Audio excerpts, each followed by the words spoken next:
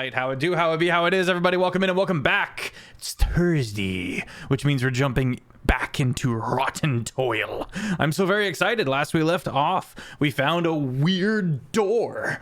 This door had this tree kind of chiseled into it, and amongst the roots, Owan saw the name Vintic, and no one else was able to see it. Lux putting on these strange, far-seeing glasses, these lenses that dealt a significant amount of psychic damage, revealed that the door in the ethereal or the astral was additionally a primordial, some kind of powerful entity that is manifest in the physical dimension as this closed door. With the party, having just met the party, by the door is one Thros, able to speak Elvish and Druidic. Mourned with Cygni on the passing of the wildfire circle. Hune is with us as well. Salvatore covers the exit by the waterfall. We are on our way to find what happened to the Eld Thinterwary, the prominent lore keepers of the land. We know that the fell god Despair has been corrupting this land and killing people, doing terrible, horrible things. And it seems that one of the first things that Tenebris did was go after the Druid circles. I'm Sir Feffers, the humble dungeon master of the Longshot table. Thank you so much for being here. We have 4 weekly streamed campaigns. You can find them over on the YouTube called Longshot. And if you would like to get closer with our community, we're as chaotic as we are wholesome. You can find us over on the Discord. We use said Discord for memes and theories and visual aids for the various campaigns. But we also use it for bingo, campaign-related bingo. If you're interested, you can head over to the Discord and find more there. Don't forget to agree to the rules. We have merch on the way, confirmed. Still getting that ironed out. More information about that. There's going to be shirts, there's going to be stickers, and there's going to be dice. I'm very excited. With that, let's go to the crew. Jet, would you like to go first? Yo, what up? I'm Jet, or Pingu. I'm Cos.Pingu across all the internet. You can find me here on Thursdays playing as Lux, who's a totally human warlock whose patron is the smoke dude, Lord Vayne. Very creepy. I think, has Vayne been in all the games yet? Not yet. Not Bayonet. Not Bayonet. He likes to travel! And you can find me on Tuesdays over on Tales Guild playing as my Stargirl Astra. Woo. I'm gonna pass it over to Jared. Yo, I'm Jared, also Owen. I look at doors real good, turns out. Better than anybody else, apparently. I am interested to see how more interaction goes with Thros. As I, Jared the player, have met this character on several occasions. So we're gonna see how this goes. Let's see. I got nothing else. Hannah, what you got? Hello, it's me. My name's Hannah Harper. You can find me everywhere on the internet at Hannah Plays D&D, and I play Cygni, a very big little guy, aka your favorite purple ground, who's just doing her best despite the amount of flames and smoke that Feff keeps throwing at me, and I'm very excited to get into it. Excellent. Fair. Well, we get to lead tonight with a picture. Audric, if you could drop the first picture into the Rotten Toil channel. And for the players, I'm putting it in the side chat. Lux. Again, you're not sure if you're peering into the ethereal or the astral, but you're peering into both. You're not sure which one this creature is in. But I wouldn't say prone, but maybe bent over double and motionless. This helmeted, pale figure sits on a stony floor.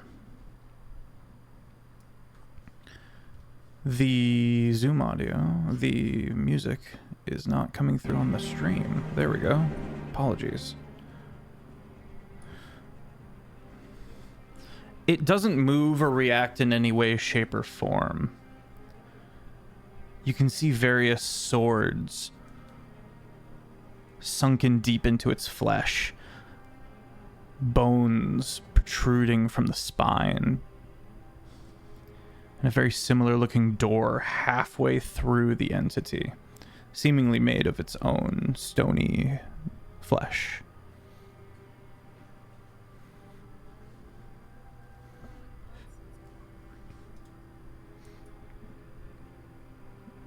Say that again, Jet? Oh my god, this is horrifyingly beautiful. There you are. Hmm. Sorry, I lost you for a second there. You're a little quiet. Thros kind of turns to regard you. What did you see? Wouldn't you like to know? Well,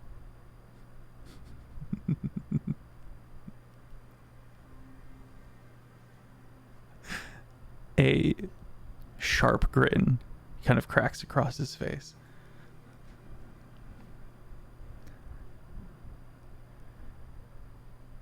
Hune has slowly become unsure of Thros.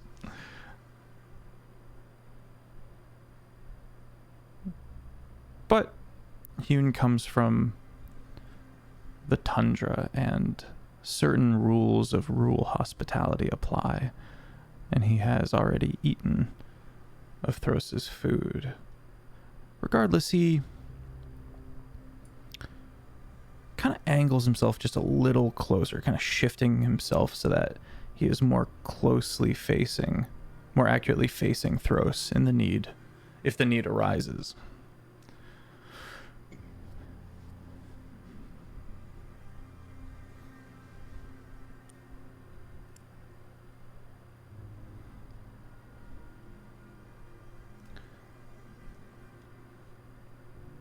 Owen, make an insight check.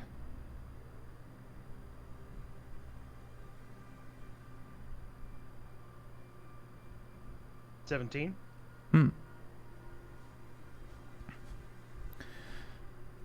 Thros, noting the gesture from Hune, does something you noticed before, where he clicks his teeth shut, and you can see the clench of the jaw as he kind of backs up a little bit. And you see a bit of trepidation in Thros's eyes.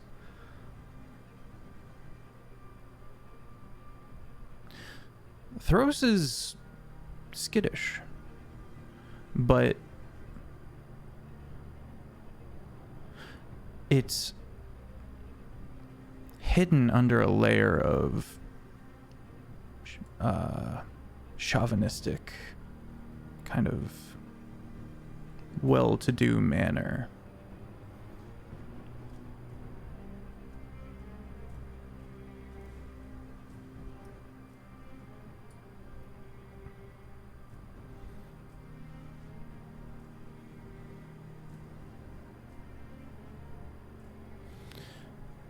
I do believe we're currently taking a short rest. What are some of the activities that you would pass this time with?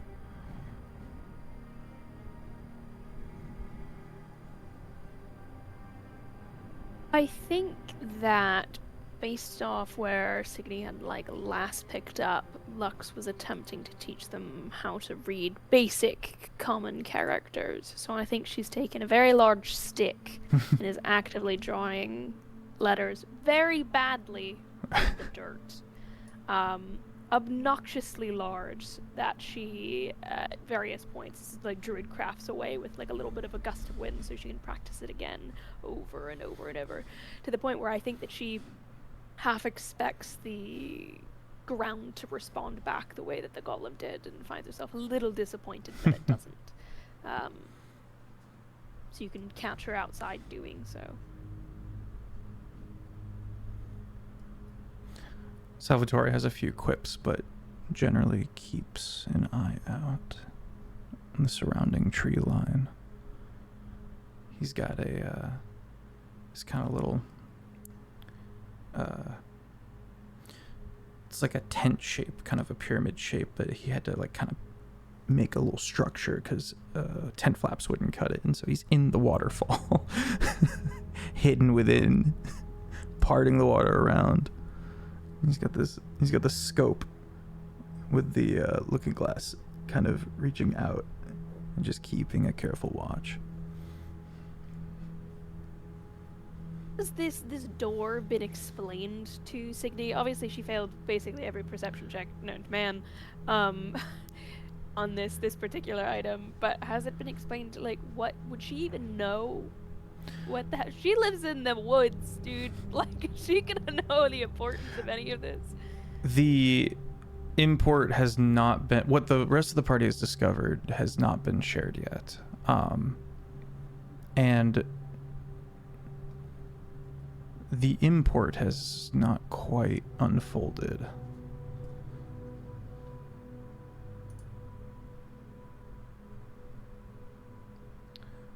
I mean,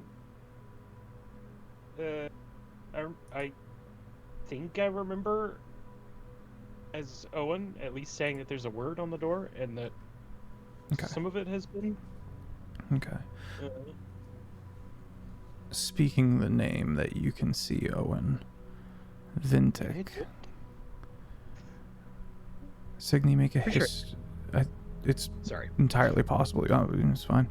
Cygni, make a history check.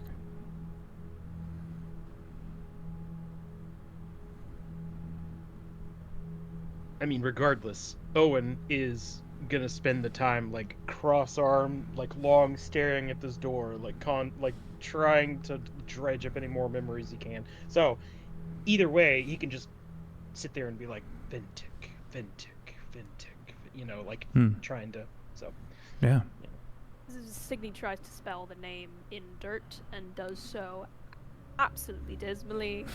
I got a really solid 12. Not just like a regular 12, a solid 12 on my history check there. You've seen Vintic once before,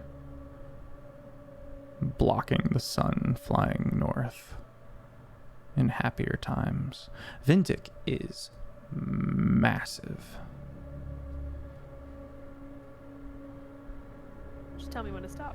Like, what do we really, hard to say. Vintic was way up there. But gargantuan is easily achievable. In happier times, I have seen this begin. Near the end of said happier times. Oh, okay. Well, I'm sure that's fine. Yeah, I think that Cygni will kind of toddle over to Owen, seeing that he's doing that boy thing where they stroke their beard and stare off to the distance, repeating themselves. And I think that just like a shadow is cast over top of you for a moment as Cygni kind of comes up behind you and will kind of tilt her head down and go, "What exactly is a Vintic? Is that the dragon fella?" It is a dragon, yeah. Right. Why would it be behind a door? Well, I mean, theoretically, I guess there could be a portal here that led to it, or I don't know, maybe it's a horde thing. But either way, Vintic is not here. We would know. Right. It appears to be some kind of portal to get to a hyperfull Vintic. Can I just do like a general check on the door? General check? This yeah. time as we're kind of general check. Just like taking a little look-see, see if I can find specifically. I'm looking for ownership in any capacity. Like somebody signed their name at the bottom. You know, Okay. kids like carve their names on the desk and leave that stupid S everywhere. I was like, all right, what kind of fuck ass wizard left his initials here at the bottom? Make an investigation or a perception check. Oh, and go That ahead and make seems- another history check for me. I'm not good at investigation, but I'm gonna try. Lux, you're still engaged in the thing that you're perceiving within the astral or the ethereal. But even you, all three of you notice this. Once the word portal is mentioned, Thros kind of perks up a bit and reappraises the door, eyebrows furrowing. Cygni, what'd you get? I got a really solid 13. A really solid 13, not a wishy-washy Really 13. No, a solid. A dependable 13. A reliable 13.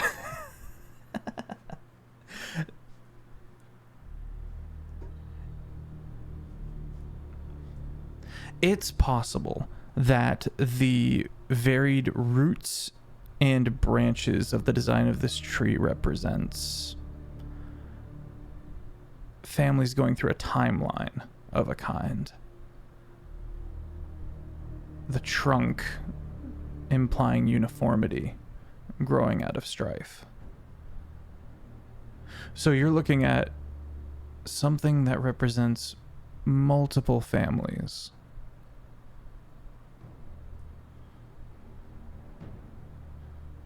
But there's no signature of the kind. There's no additional words or letters.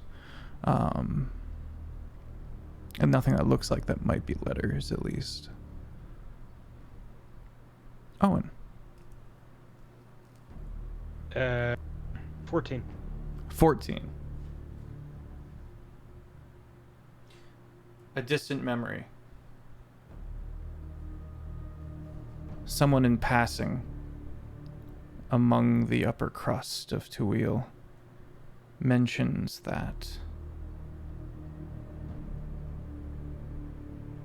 Vintic was named after a boat. So you've got 3 Vintics now. You've got a boat, a dragon, and a door. It sounds like the beginning of a bad joke. Oh, my grandma texted me. Hi, Grandma.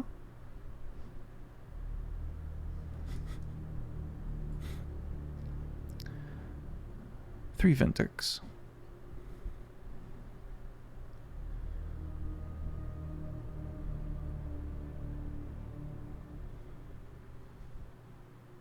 Can I do just like a raw intelligence check to see how bad it would be if I just opened this door?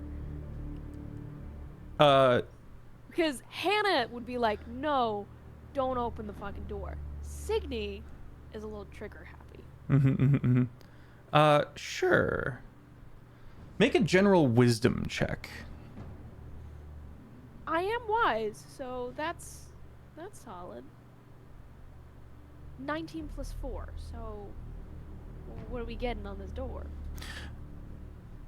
With a 23, you don't know how you'd go about opening this door.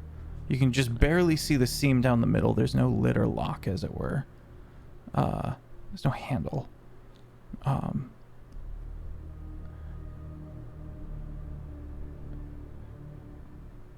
As far as how unwise it could be,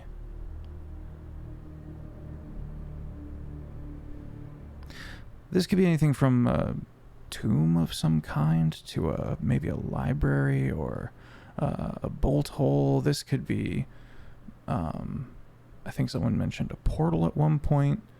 If it's portal, then it has to go somewhere where people can step through the door. Which means, surely if you were to open said door, it wouldn't just be sudden death, right? Someone made the door. It's unlikely to be like a... it's unlikely to be like a...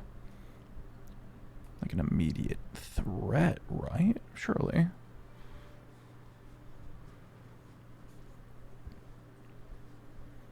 And is Lux here with us, or is she's in a separate... Lux is here with us. hello. I think you could probably see Cygni kind of sniffing around the door, like checking for seams and being like, you know, like when you can't get like a box quite open, you gotta like fiddle with like the side of it to see if you can kind of get grip. I feel like that's what she's doing. Her reflection, these things are crazy. But she's got her glasses and she's looking and she's. What is this Vintic supposed to be? I'm confused. I think Lux will kind of describe what she sees. Okay. Is it moving at all? Is it just frozen? Nope. So Lux sees something starkly different than the rest of us. Lux begins to describe an entity, a creature of some kind, a monstrous bipedal, seemingly made of stone. And that this creature, while it's not in the physical realm, is manifesting as a door, as this door within the physical realm.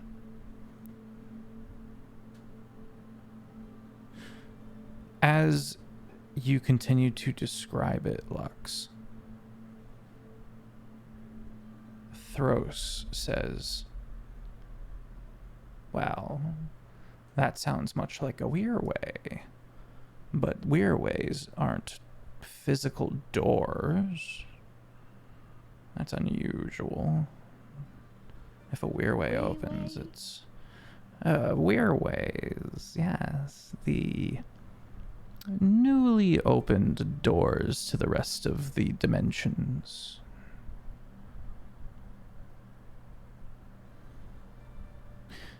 Up north, there was a kerfuffle,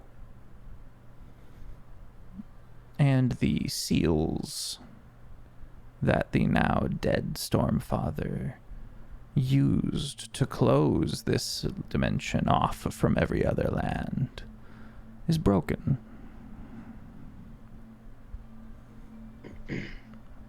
So weirways have returned to this realm.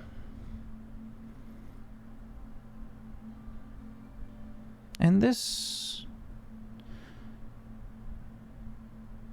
seems similar in that there is an entity that has been augmented. Perhaps this is earlier renditions of the method, unrefined. Huh. And if that's the case, go ahead. Open it. I think she'll say the weird way. If one were to actually try to utilize, how would one go about doing so? I'm not sure. He's gonna turn and kind of stand up, kind of look at it and goes, "They should just be open, as they are now throughout the realm." News is just now starting to trickle down into this region. All of you can make an insight check.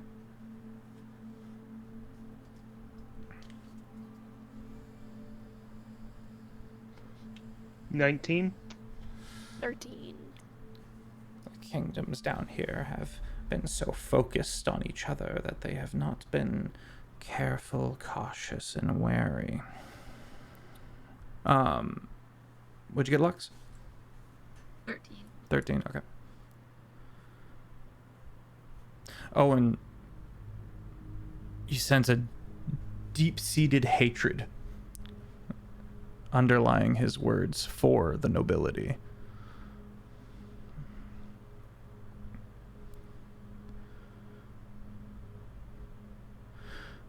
Nobility in general or specific nobility? Well, he's just mocked both Rowett and Toil. He hasn't said anything particular about Thorn or Hever. He did mention he was not of the Hever.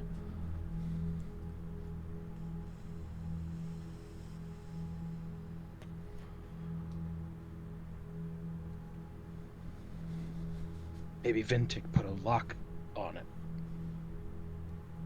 Maybe he didn't want whatever could come through this weir way to come through. Huh. You see a look of disappointment on his face. I was hoping for something a bit more useful, monetarily speaking.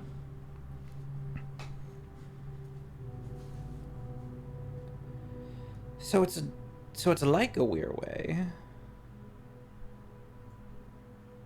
but crude.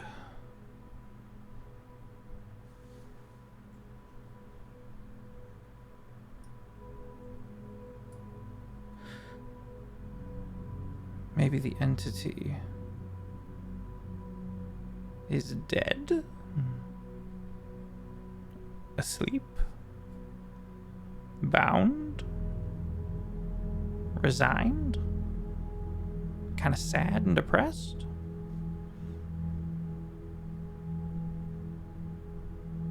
Mad? To say we really know what it is. The tricky thing about eternal beings is that they have to be quite careful. The mind is a garden and all that.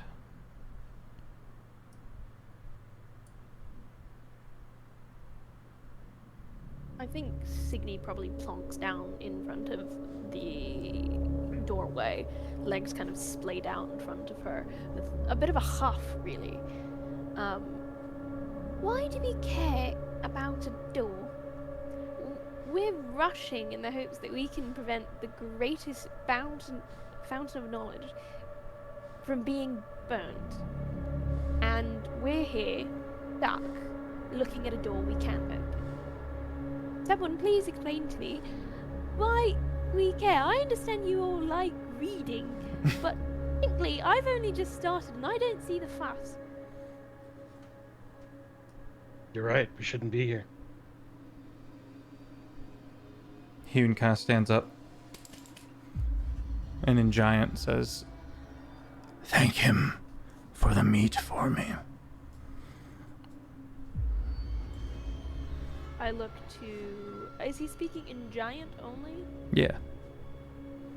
I turn to Thros. Mm-hmm. He likes the meat.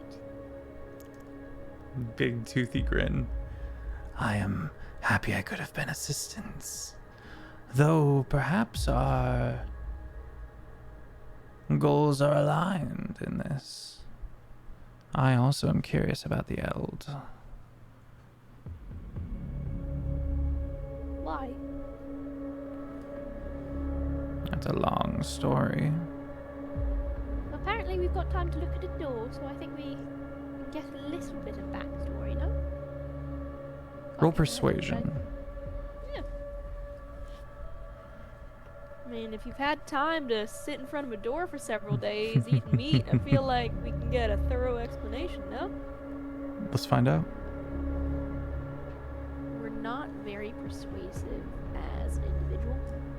We got a reliable 7. A lucky 7. In case anyone with better charisma wants to pipe up.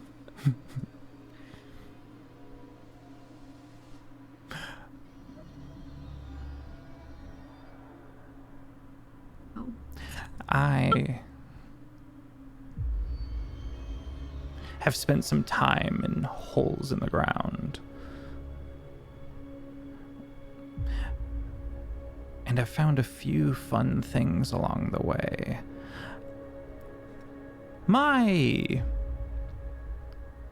journey brought me against a faction known as the Chained Circle. They were a very powerful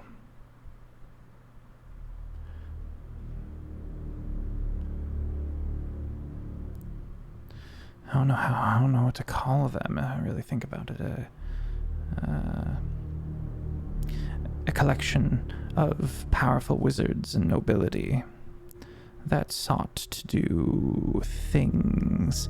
This realm, you see, as he kind of gets up and starts, and the party continues to walk towards their destination.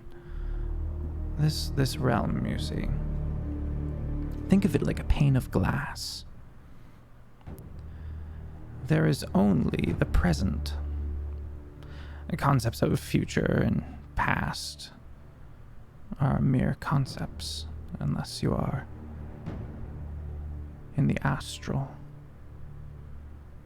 or in an eternity of some kind. This place is only the present. And the Chain Circle learned this and started to poke and prod at things that, on a cosmic level, they shouldn't have been doing. Soon it became one domino after the other, and things had to be shored up again and again. People needed to cover themselves until finally they started bottling gin. There's a magic item called a iron flask.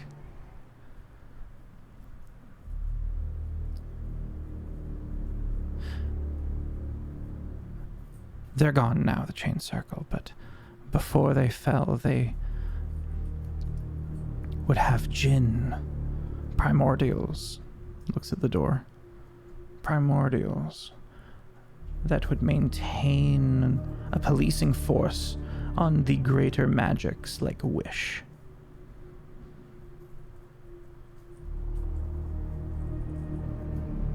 They taught me a few things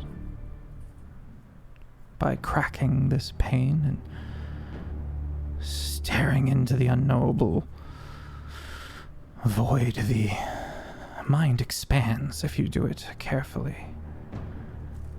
Observe. And he falls backwards, passes through the floor, and pops up where he was originally sitting in a kind of fluid motion.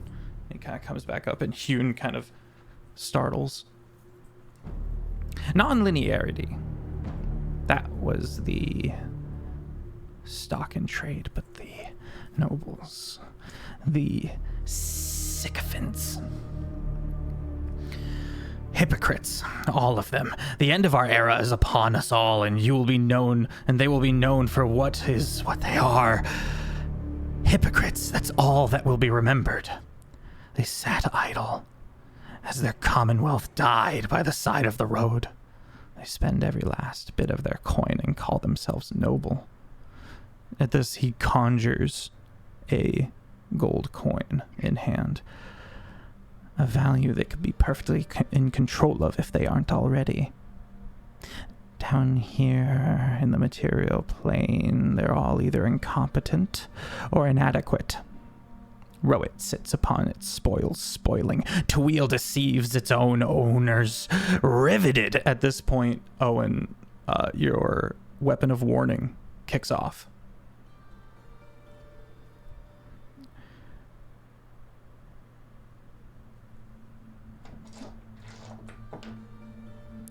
What's our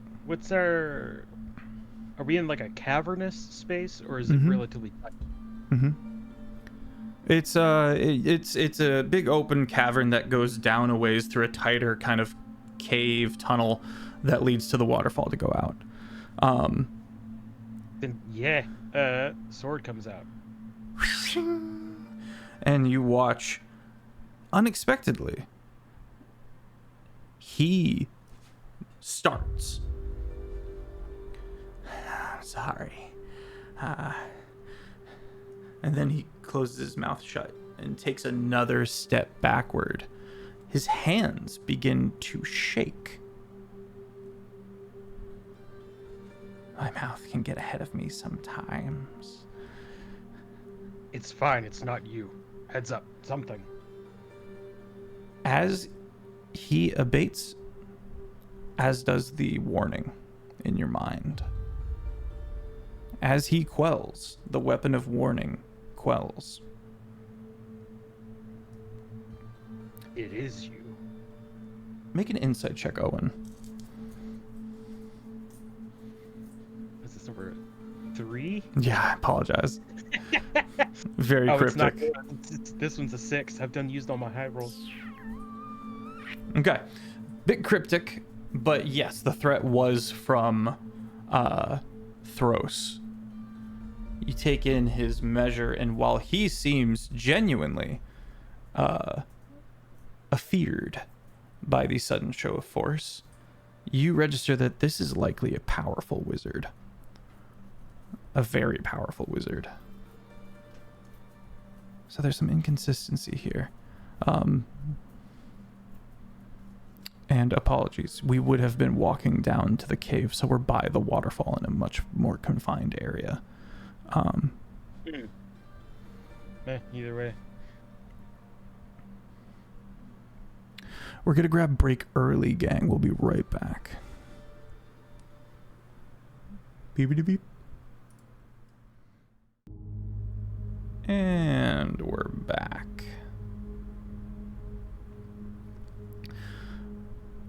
Hune just kind of steps up behind Thros a little bit. Not inherently threatening, just kind of positioning himself as Owen pulls the sword. But the weapon of warring does fade in your mind as Thros kind of, after his outburst, kind of reins himself in a little bit at the threat of violence. As it recedes, my actual brandished sword kind of does droop a bit. It doesn't. I don't put it away, but it's not like I'm not friggin' pointing it at anybody's throat. You know what I mean?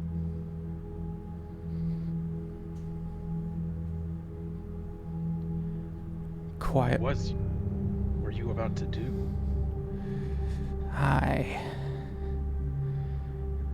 He gives you another long look. I was frustrated about the nobility and forgot to account for the individual.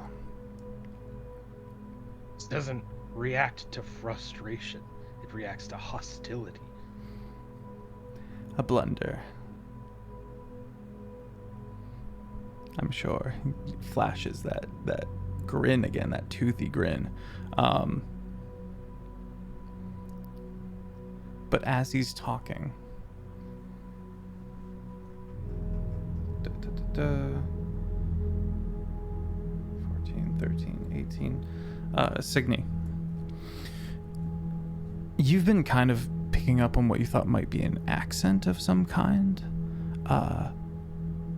It's at this point you realize that there's something embedded on the roof of his mouth. You see the glint of metal. Is it anything like the thing that we saw in Salvatore's throat? No. Okay.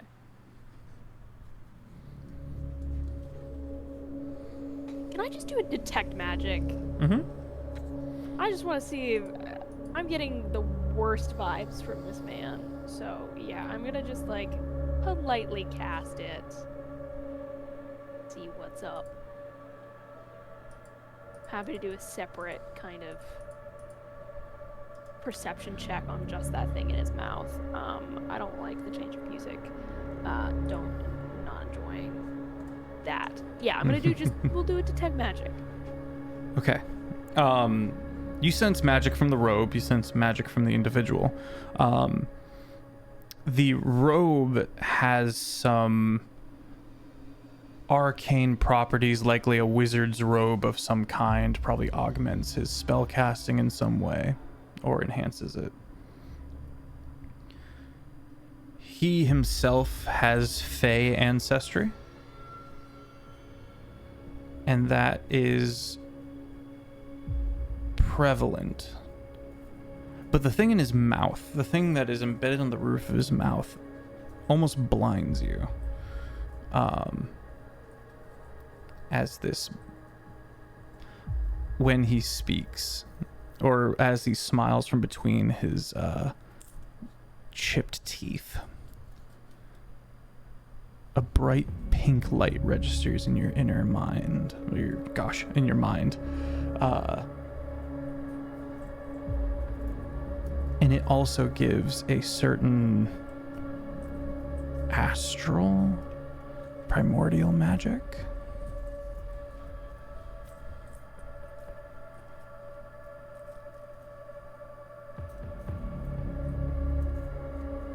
Pink, you say? Pink. Pink. Okay. Primordial magic. I think Cygni may just like take a polite look to Owen, who had previously kind of clocked the danger possibility, and I think she's just going to narrow her eyes in a "we should leave" sort of way to get out of Dodge sort of situation. We'll smile politely. Can I just do like one little history check on the accent as well? Sure. So, like, Ow, he's bit my clearly tongue. got something Yeah, there. absolutely. I just want to know if it's like, are we secretly druidic? Like, what do we got going on here? Would that be a history check? Or You can make a history or an insight. I'll make a insight check. 19 plus 4. Okay. You are able to determine that it is no accent on this continent.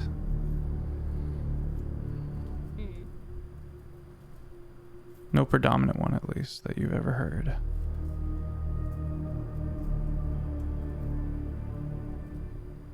Okay. I think Cygni might just kind of plock her head to the sides. Where did you say again? You said that you weren't from, well, Elven territory, but you never actually said where. I grew up in a region known as Norse.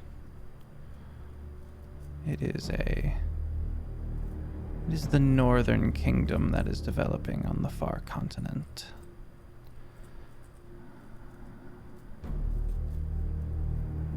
The continent that fell apart, cracked and crumpled, the population suffering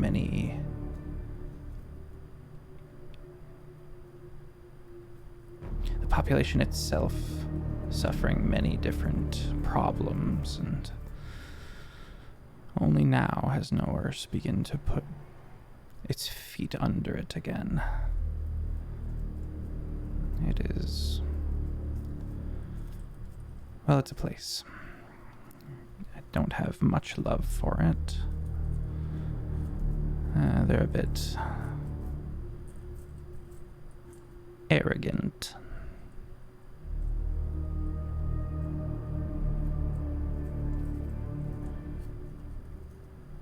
I apologize for losing my temper.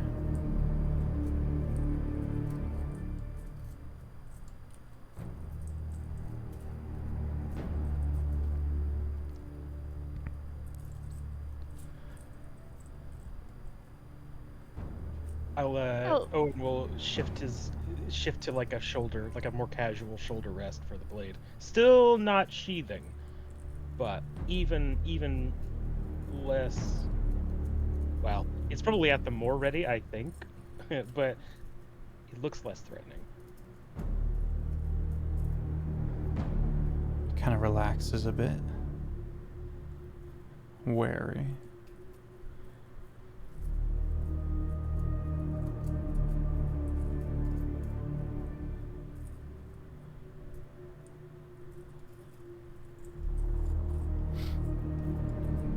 I think that, as lovely as it is being here and getting to know you, Thros, I think that, of course, we have quite the mission that we are on, and therefore should Of course. maybe head out, smiling to the others, making sure everyone's on board with that plan. He notices Hune behind him. Ah. Indeed. A parting gift, then. If we are to go our separate ways.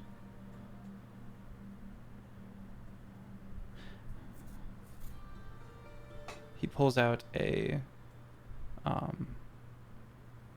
ascending stone and hands it to you, Cygni.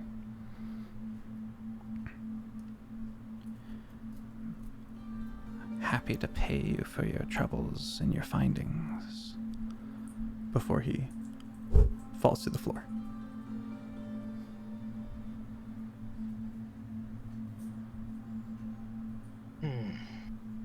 I didn't like him. Turn back to the group holding the sending stone. Yes, he's fine until the hostility. So, though we can't really be sure if he's not still nearby or watching us. But whatever, as long as he's not attacking us, I don't particularly care. I'll keep eyes out for pointed teeth. Yeah, if my detect magic is still up, can I check to see if he is here? Or is he just like fucking chilling around? Make a perception check or an arcana check. Okay. 18 plus 8. 18 plus 8 is a phenomenal roll. You do not see the pink light. You do not perceive any eyes in the woods.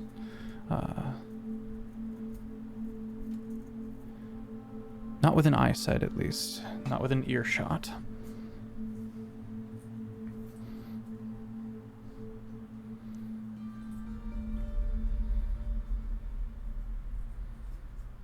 Then Well,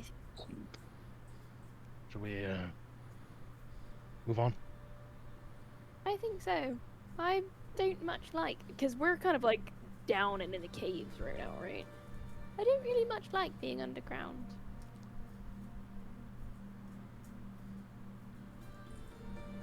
Fair enough. Start walking up. All right. Cygni, make a survival check. Oh, okay. As you continue to navigate towards where you think the Eld might be. One of the other options where you think the Eld might be. I have find the path. That's all right. So can I just know the way? Read it for me. If I remember correctly. So you can magically sense the most direct physical route to a location you name. You must be familiar with the location, and the spell fails if the name is a destination on another plane of existence, a moving destination, or an unspecific destination. But because I had seen the image in the other person's Raisha's mind, we'd established that was, I could literally just see it. Basically, I get to see a path leading us to the right place. Excellent, fair. In your mind, this kind of wispy line of smoke appears before you in the direction of your destination. The party continues onward.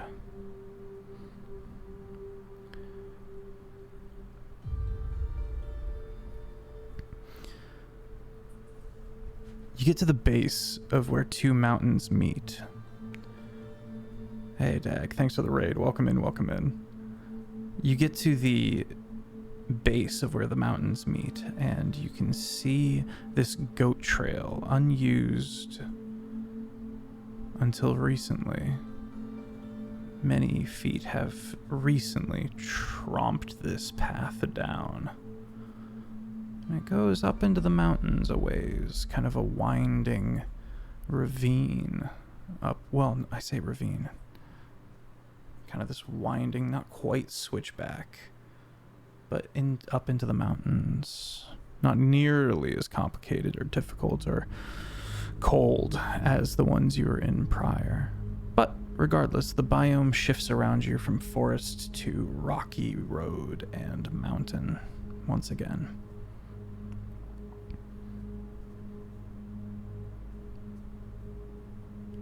Hune kind of perks up a little bit, looking about, every now and then pointing at a rock and kind of going on about it in Giant. Oh yeah.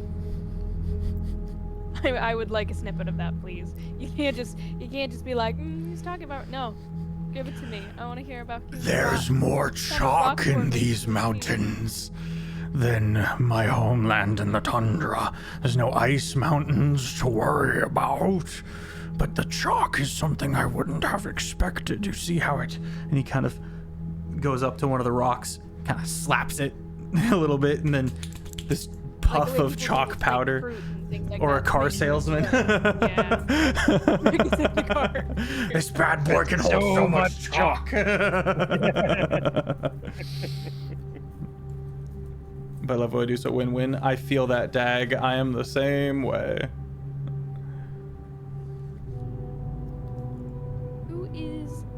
Is this like a particularly thin path? Like what kind of walking order do we have to kind of take as we're moving along this kind of rocky terrain? It's not so packed that you have to be in a line. And to your sides, it kind of slopes gently upwards with boulders and rocks here and there before getting to more sheerer mountain. A lot of silt has kind of eroded off the mountains and kind of filled this place up. So you're walking on this kind of sand almost, kind of coarse sand and gravel. And in the middle the road you're following is this little tamped down line of a goat trail.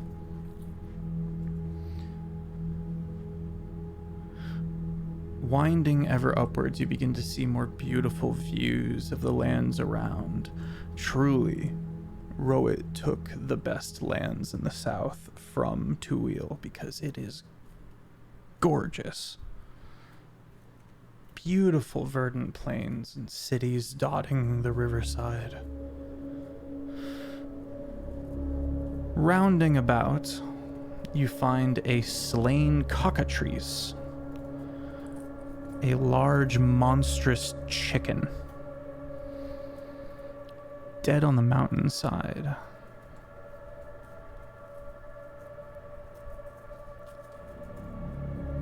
Arrows, arcane blasts, laid low. Passing that, you begin to see more and more dead. Roll investigation, party. Or perception.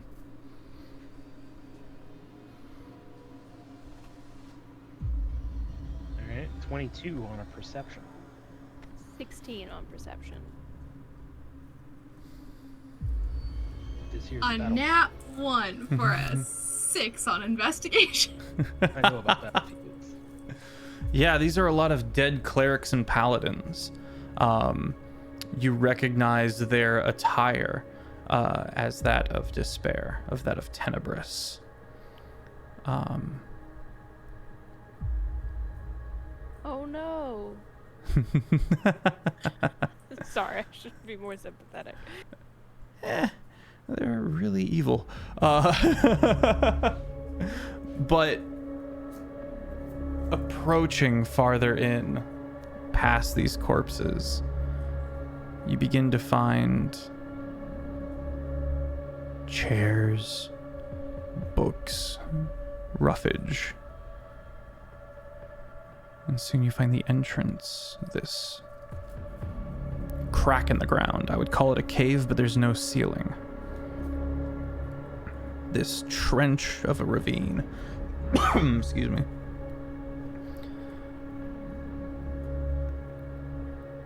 You can see golems that have been torn down. You can see smoke still curling. Broken bed at one point. The place has been ransacked, and you stand at the entrance of that which they have dragged out. You see no people. You see no druids of any kind.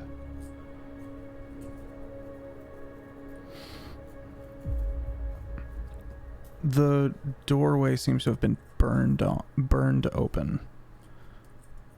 And you look down into this trench of a headquarters and know you have arrived at the Eld.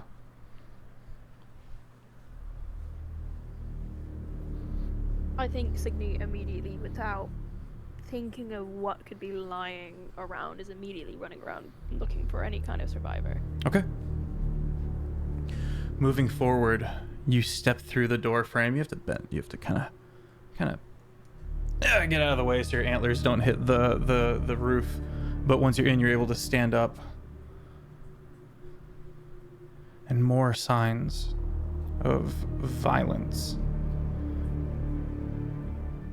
This first room that the party finds splits off into two different halls. You can see all around rows and rows of burnt bookshelves. Rows and rows and rows of ashen paper. Soot lies heavy in the air.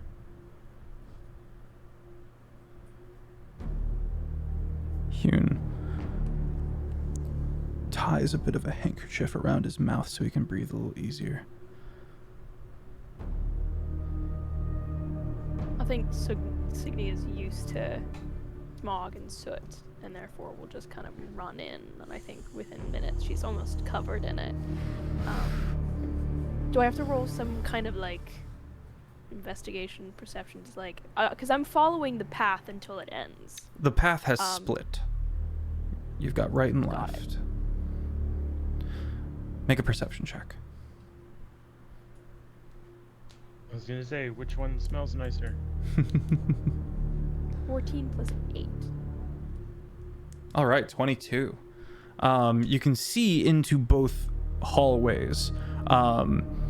The right one kind of winds along before getting to a collapsed door. Bits of rock and roughage piling up, and you would have to clamber over to continue. The other way remains open, and you can see in this hallway one door on the side before it continues on into another room where you can see more burned books.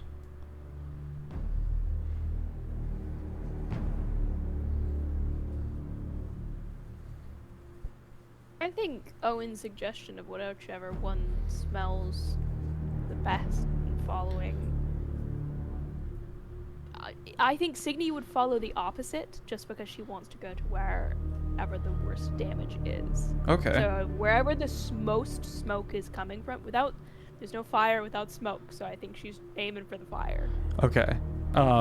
You take the right path then with the roughage and the blocked way as more smoke billows in this direction and this acrid scent of death pervades more strongly. You start moving down the hallway and you hear... Who's there? Who's there? Someone's there. Where? There. I can hear them. I smell them. Here, let me turn the gate, make sure the gate's off on. Yeah. I mean, the cut in dialogue is immersive. But Someone's there. Where? That way. I can smell them. Cygni, you get up to the blockage. Would you like to make a perception check to kind of peek over? Yeah, I'm assuming people are following me, unless they wish to do something else while I am clambering over rock in search of possibly bodies. I'll be behind you. Okay. Yeah, Lux is following Cygni, scythe in hand. Yeah, blades out. Yeah. Let the scythe leave her hand at all. I may, like, preemptively, I'll have Calcifer summoned in the back. Who adds to the smog that is in here, but at least adds a little light. Alright, perception, you said? Absolutely. Another 14 plus 8. Nice, 22. You kind of put your back to it and kind of peek over as best you can. You can see a gargoyle and a Nothic.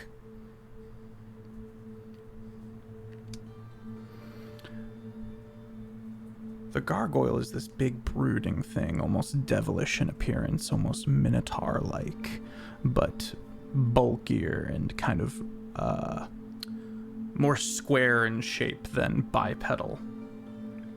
The Nothic is a nasty little bastard. He's got talons and kind of greenish bluish skin. You can see some drool on this kind of golem-y, wiry frame, but where its eyes should be is one big eye.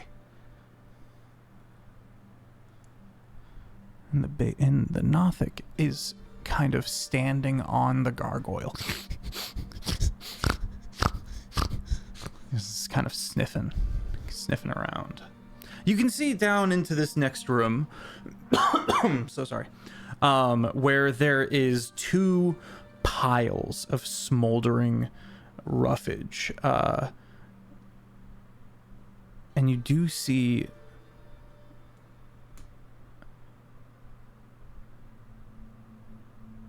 a corpse that might be druidic within one of the piles. A corpse of an older woman.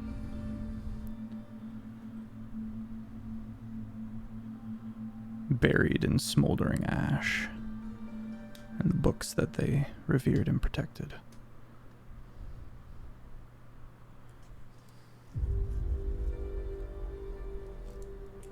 Right. And you said, and those are the only 2, like, enemy types, essentially, that I'm seeing in the area. That you're seeing in the area, yes. Okay, got it. There's also a trapdoor on the floor within this room. You said it was blocked? How is it blocked?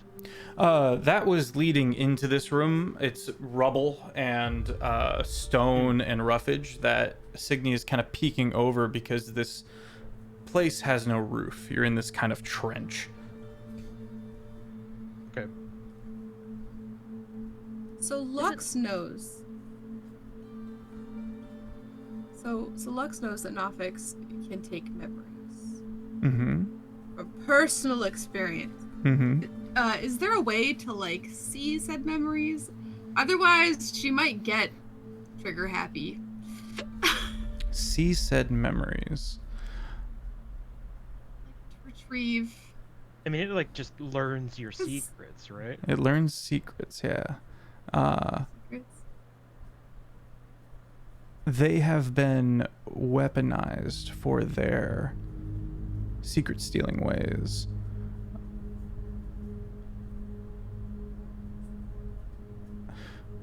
But that seems to rely on the Nothic unless someone has a means to get into the mind of the Nothic.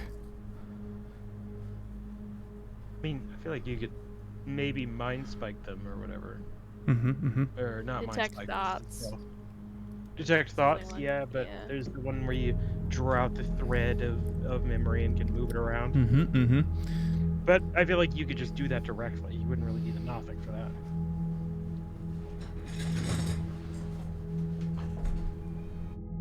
Well, it's more that this is a druid place, and presuming a lot of people are dead, wanting to preserve the history on Cygni's behalf.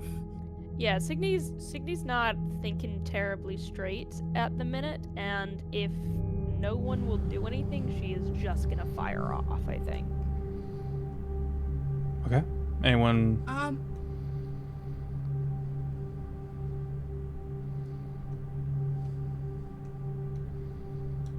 Cygni.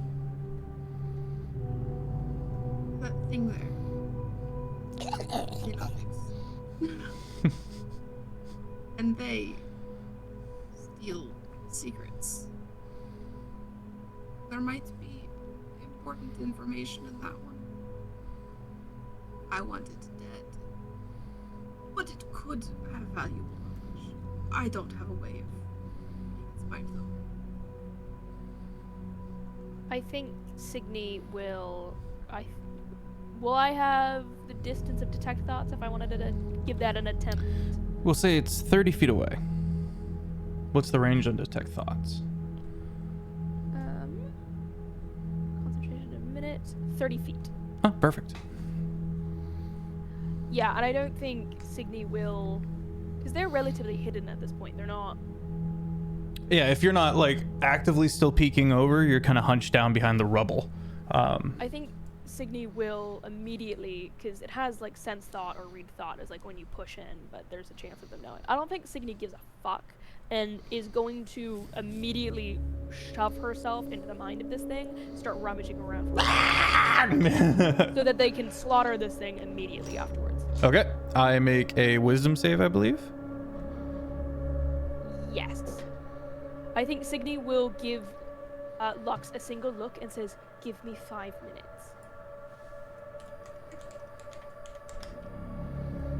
Wisdom save is 16. Okay, 16 heard. Let's see, what bonuses have I got? 15. 15 fails, which means that I get to know all the dirty little secrets, both in its forward thought and kind of back of its head. I get all. The forward thought is food. Things nearby that I could eat. But the surface level, you sense the wicked mind of the Nothic. And it's still reveling in all of the dead folk it's been munching on. It's scared now. It's alert now to potential danger. And that is the branch you're able to delve into on the deeper level, because it's remembering what it's seen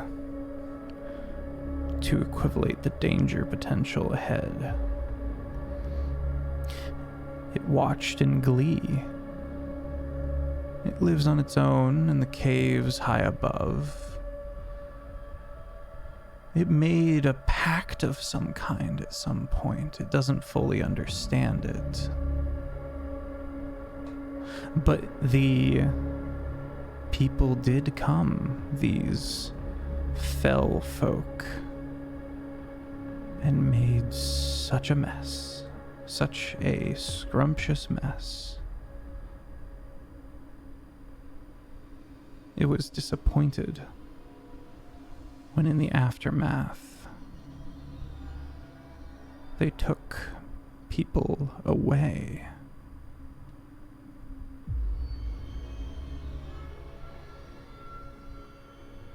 You note that in this trench,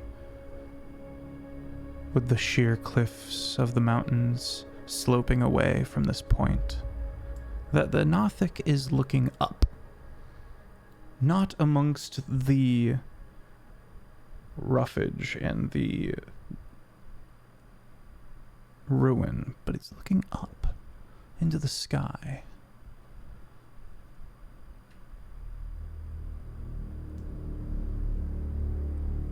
Cygni will take a glance, see if she sees what it's seeing. Or attempting to, anyway. You look up and you don't see anything. Blue sky.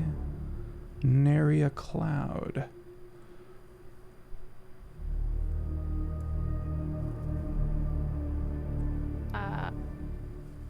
Cygni will pull out. Did I get any of, like, if they take memories, if they take any of that stuff, did I get anything from other people that was kind of jingling around?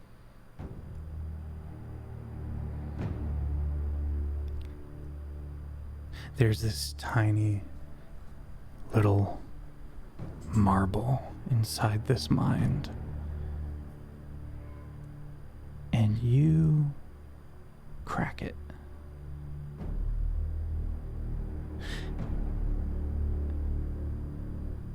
It has a secret that it has stolen from Tenebris, but it does not understand it.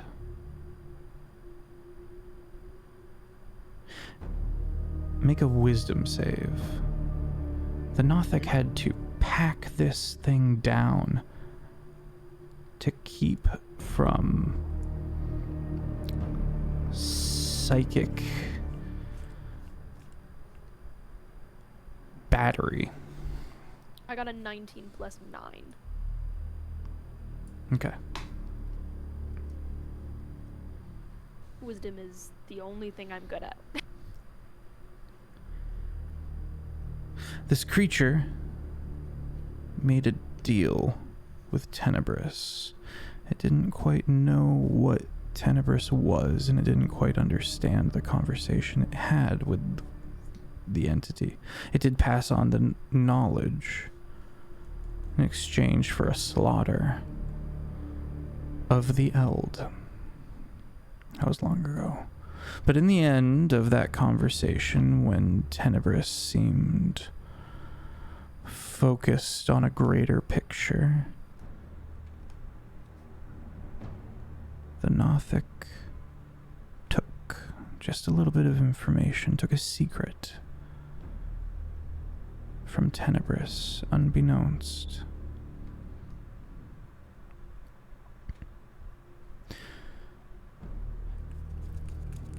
You need to parse it. It's this grand. It's not like a grand scheme, but a part of it involving the stone of the petrified lands. The secret is this, as you have rolled so very well. The river that flows down between the two kingdoms washes up against the petrified lands before going out into the greater ocean south. Over time, that has eroded the petrified stone. And that is vastly important to Tenebris. Another reason that it was trying to blow the bridge to get a stronger current, that it might erode the stone faster.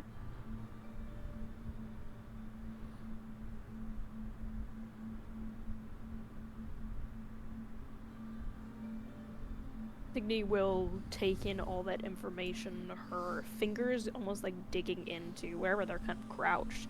She's almost like chipping away at the stone. She's so mad that she is having to wait for this sniveling little creature to give up an ounce of information. It's not even the thing that she wanted. I think that she won't look to Lux, but will simply say, "Make your scythe count."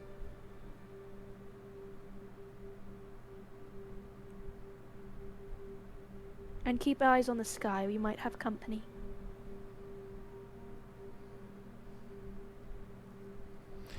The Nothic screeches.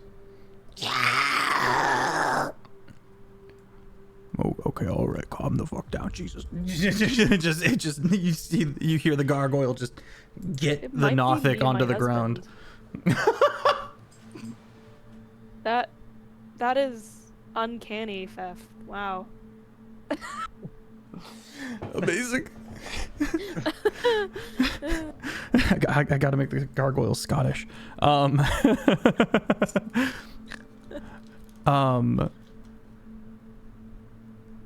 The Nothic continues to screech and scramble, and as the party readies themselves, we roll initiative. No preparation round, as the Nothic is trying to scramble and get away. The gargoyle does turn to regard their surroundings as well and ready for a fight. Let's roll initiative. And 18 for me. 18, very good. I got a dirty 20. Wow. Looking for Wah. pretty dice. Give me a second. Bad last time. This one's sparkling. A nat 1 plus 7 for an 8. Okay. Oh, I don't like the sound changed, Beth. I don't like that. Uh-oh. Look, guys, they did essentially kill and slaughter the Library of Alexandria. So I feel like maybe we make this slow and painful. Cygni's pacifism is being tested. Burned away by the dungeon master. Apparently. You're gonna make me a Nice. villain, Feff. Do you remember when you were like, I'll be happy forever? And I said, aw. You said, oh, fuck you. I was like, I really want to play a positive character. And Feff was like, alright, okay. The For sure. indomitable spirit of joy. Ashes. Played low. No, I still hold hope for you. Maybe not after this. I don't. It's a bad look if I'm the positive one of the group.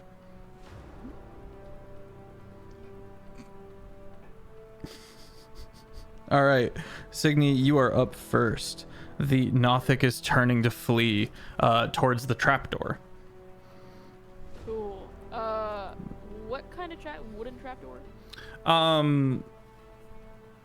Yeah, like a wooden trapdoor, Great. reinforced. I think just like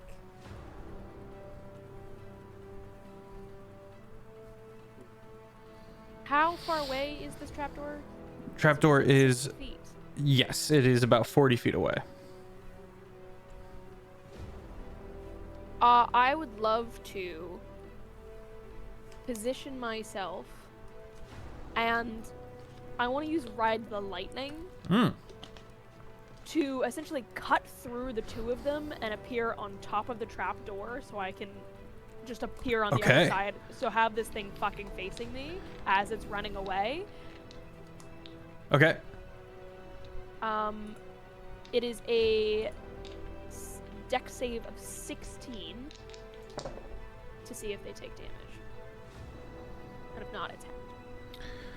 That is a 14 for the gargoyle and a 19 for the Nothic. Nothic saves, so the Nothic takes half. The gargoyle is going to take full. I'm going to use... It is going to take 13 points of lightning damage. Do I want to... Hold on. Because I have some fun features and traits that I almost always forget to use. Ooh. But I will leave it for now. I'll take 13 points of damage, halved for the Nothic, but I will just slice through them with this crack of light and sound, and appear on the trapdoor that it is attempting to get to, and just go, boo. As this thing lights the fuck up. I'm then going to... Yeah, there's a second where you get up over the pile and loom down towards them. Boo. And then I'm going to use Hidden Step, so I'm invisible as a bonus action. The additional terror of now we don't even know where you are. Yeah. It's like, yeah, come towards me, motherfucker. You note the gargoyle looks about, not knowing where you are, but the Nothic continues to stare at you in fear and hate. And that's everything that I can do this round. Okay.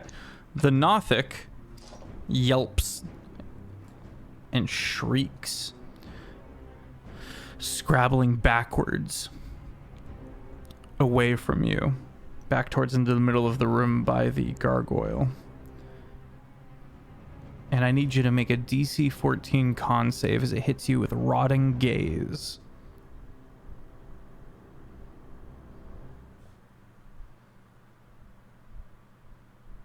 Seven. 7 fails. Please. You take 3d6 necrotic damage. Okay. Oops. You take 11 necrotic damage. And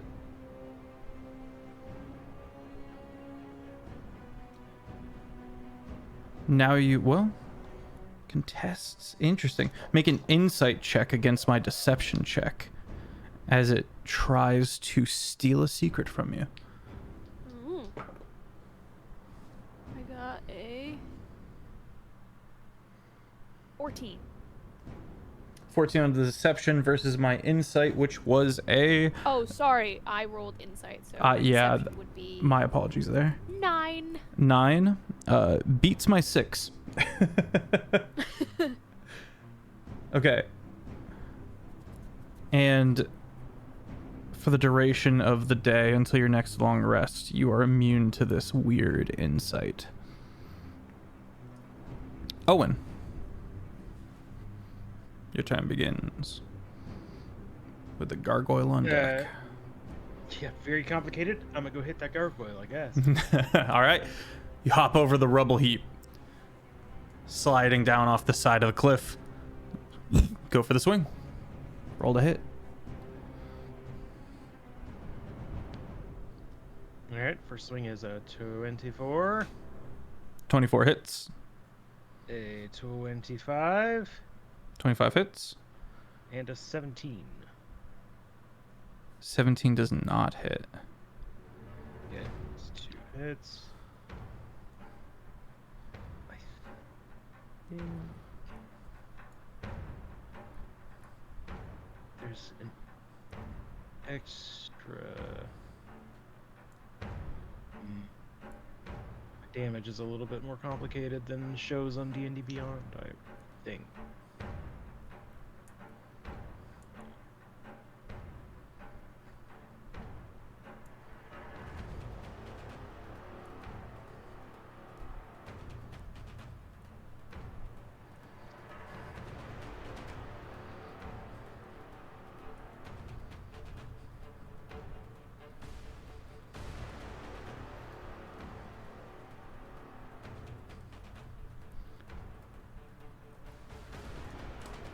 This episode is not brought to you by Pure Life.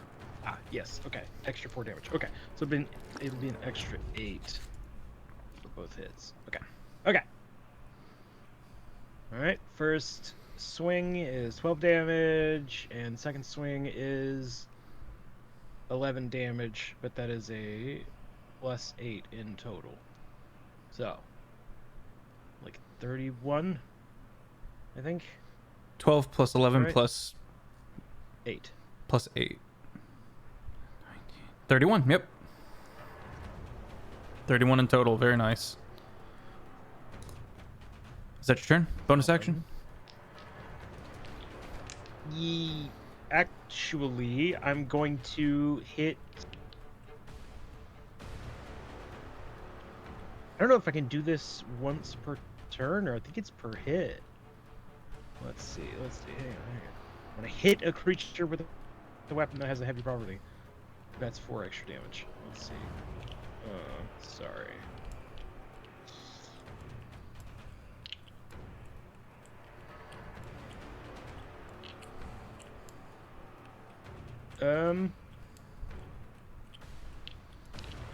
Okay. I'm gonna hit it with a sap. We'll just do 1 for now. Okay. Seems a little weird to stack those. I'll check on that. So I hit it with a sap, which just means that its next attack roll before the start of my turn is a disadvantage. Okay.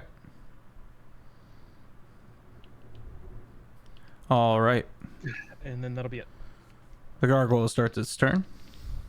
And at disadvantage, it's going to headbutt you. It's going to try to. Wow. A nat 20 and a nat 1. So it crit You know fails. what? Okay. I'll go ahead and hit that crit with you know what. Well, I rolled at disadvantage, and therefore crit fail. Okay. Yeah. That. Its head misses you, overcorrects, it goes prone, and its head crunches against the ground, and you see cracks now in its across its forehead. Looks to you at the side of its face and does a sweeping backhand for a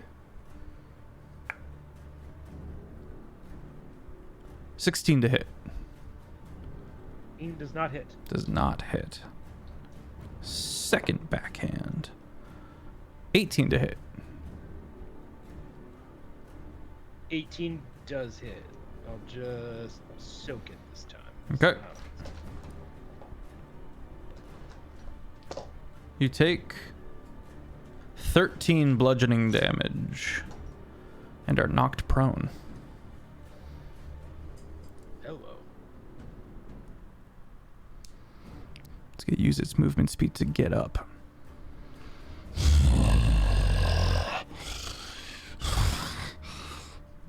Lux, your turn begins. So I get Lux not having- shielding. Lux having permission to kill this.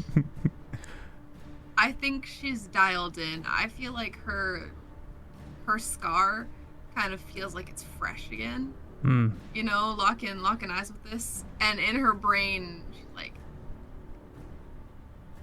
back surrounded by Nothics, and she's gonna swing at this thing. All three of her swings, and if at least one of them hits, I'm gonna put an Eldritch Smite into it. Let's see what you got. So first one is a 22, 22 hits. a nat 20. Nat 20 hits. There's your smite and right then there. another 22. Oh, 3 hits. You come hurling into the fight with a ferocity and eyes wide, remembering your past experiences with Nothics. It's notable. There is a bloodthirst to Lux as they vault and start slashing at the Nothic.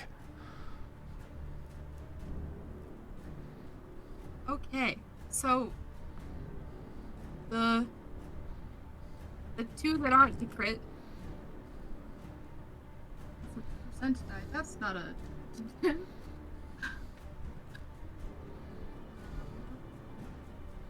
Are 10 and 12 necrotic damage, and then the crit double the damage or double the dice?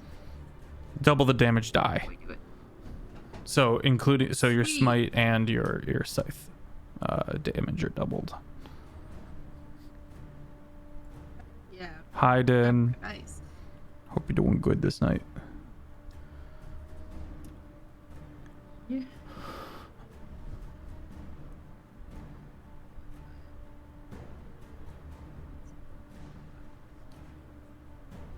I don't have that many.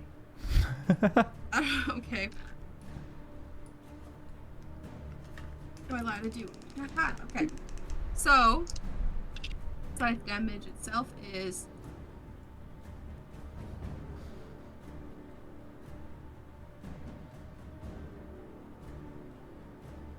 16, and then the smite into this bad boy is, I have a calculator.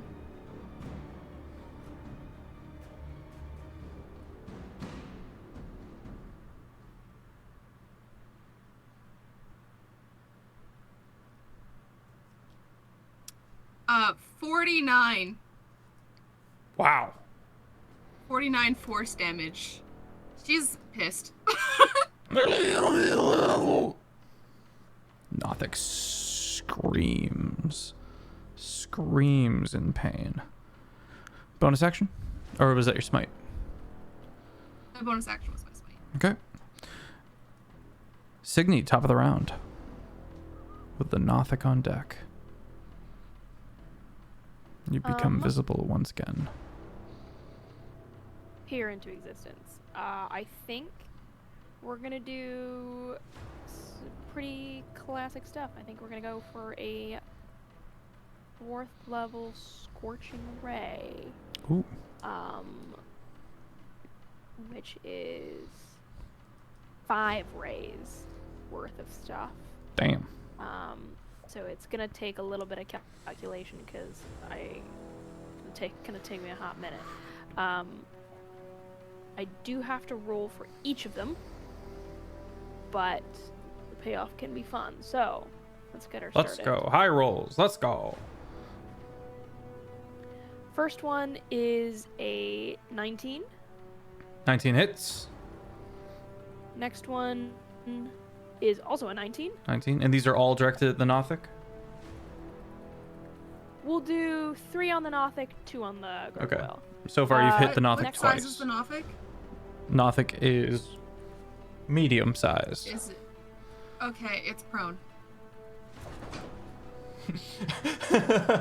Family Guy prone. Just. If it's prone, does that mean I get advantage? I believe so. Yes. Alright, So I let's will roll that again. next one. No, I'm so sorry. Not on a magical attack, but if you were doing a melee physical attack, you would have advantage. Okay, cool. Next one is a 12. 12 does not hit.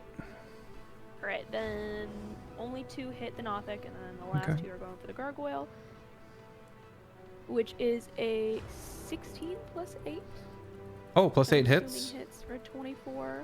Mm-hmm. And then the next one is a 14 plus 6. Sorry, 14 plus 8. 14 plus 8 hits.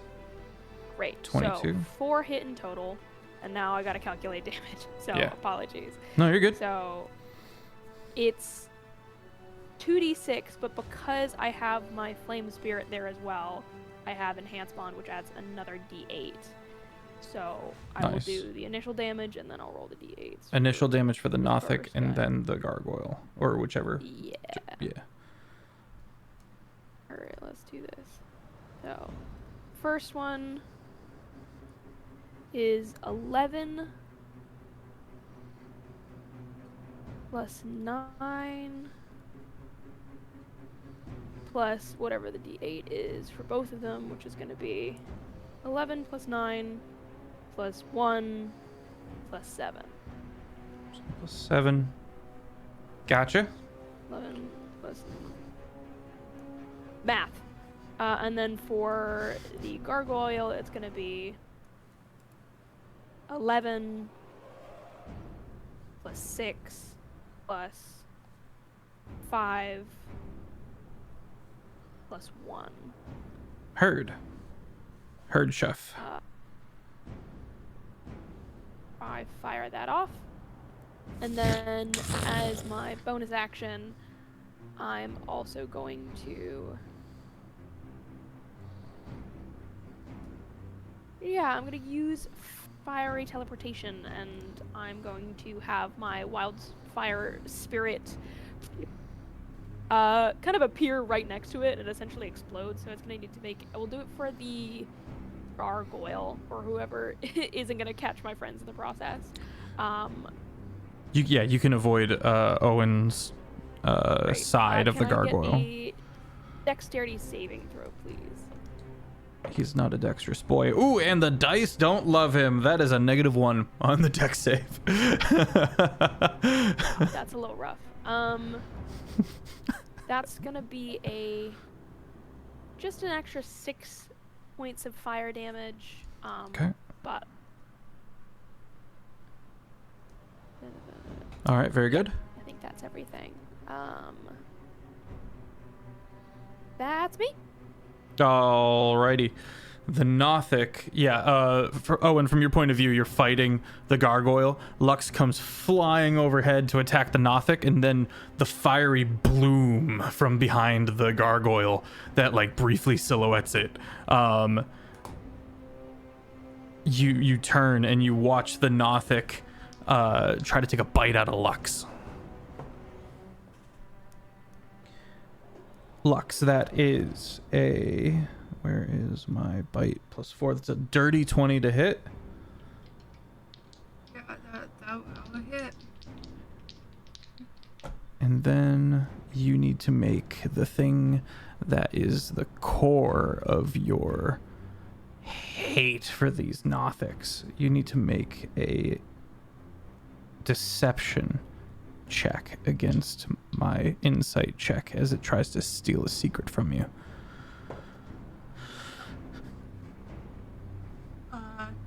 13. 13 beats my 11.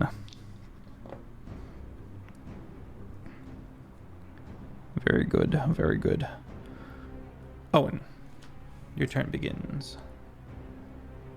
Yeah, right. Has the gargoyle moved at all? Nope. Actually, I'm so sorry, Owen. I'm interrupting you, but I don't think I rolled my bite damage.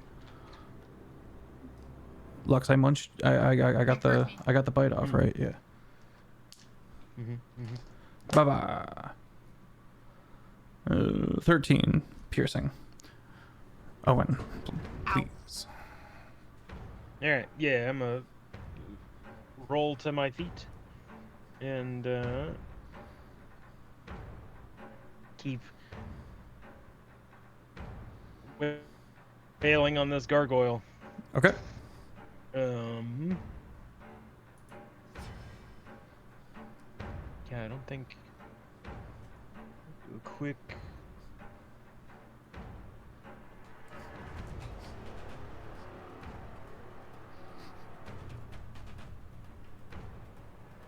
Whoa, wait a minute.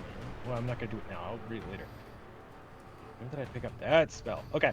Yeah, I'm just gonna do 3 regular swings here. Okay. Alright, 23 to hit. 23 hits. 1 to hit. Hits. Move dice so I can click the button again. Please, thank you. and an 18 to hit. 18 just hits. You discover his AC. Nice. Okay. We'll do 3 swings. 14. 14. You're kidding me! 14 again! What's the distribution of these friggin'... So all 3 swings did 14 damage. And then those 3 together do an additional 12 damage. Heard. Proving to be a surprisingly stonky gargoyle. Continues even as you chip away at it to seem determined and aggressive. I'm gonna hit it with a slow, which gives it -10 movement speed. Ooh. And a sap again, which is disadvantage on first attack. Nice. Okay. Is that your turn?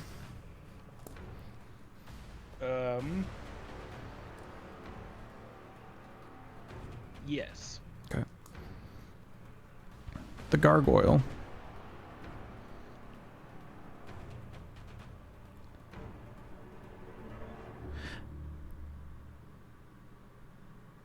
Now that he's cracked up a bit, seems to kind of leak a bit of shadow. A bit of familiar looking, nightmarish wisp. Not the billowy, opaque smoke of Lord Vayant, but the nightmares.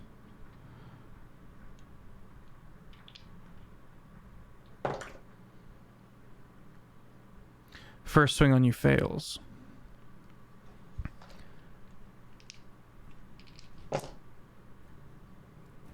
Second swing is a nat 20.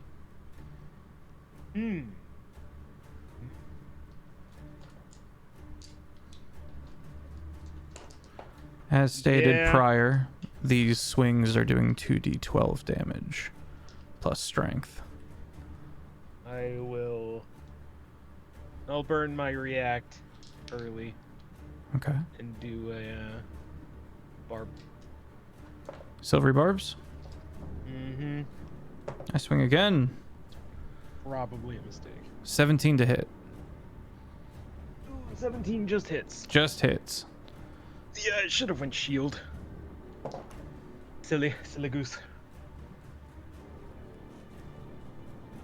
6 and a 9. Nice. 15 bludgeoning. You feel a rib shift. Not quite break, but bend a bit from the impact, even through your armor. Lux, your turn begins with Cygni on deck. Is the Nofix still prone? Yes. So all my attacks, are they at advantage? Question mark. Is that how that? That is correct. For melee, yeah. Hell yeah. Okay, I'm a. I really should have gotten up hit on it my again? turn and forgot that. That something I should have did. Yeah. Ankle biter. Well, Roll at the advantage. Nothic is real panicked. you Yeah, know, and is it's real, golem-y, you know. distressed. Just used to crawling around in the dirt. My attacks at advantage. So it's 26. 26 hits. A. No.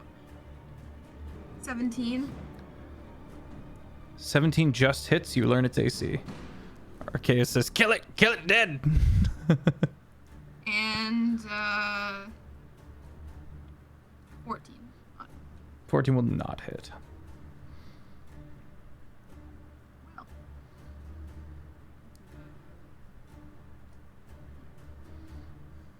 Damage.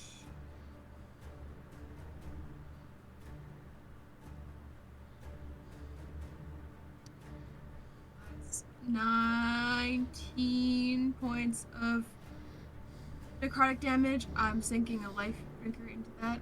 Ooh. So that's an additional 4 necrotic Okay. damage. And I'm gonna.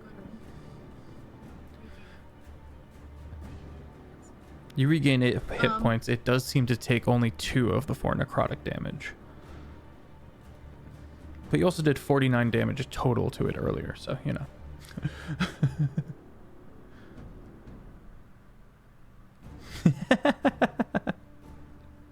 You mean my edgy character that does mainly necrotic damage because I flavor it that way? Sometimes you gotta run into stuff that's resistant. Well, her scythe hits are all necrotic. They do additional necrotic damage.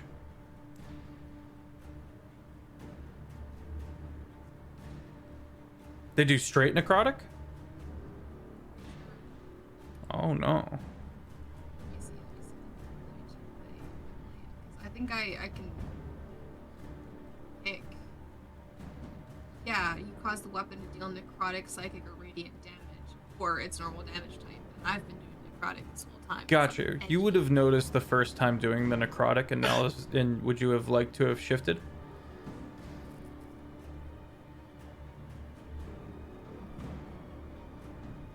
Would you like to have shifted after the first strike? Yeah. Okay. Done. Slashing. Slashing? Okay. All right. Bonus action.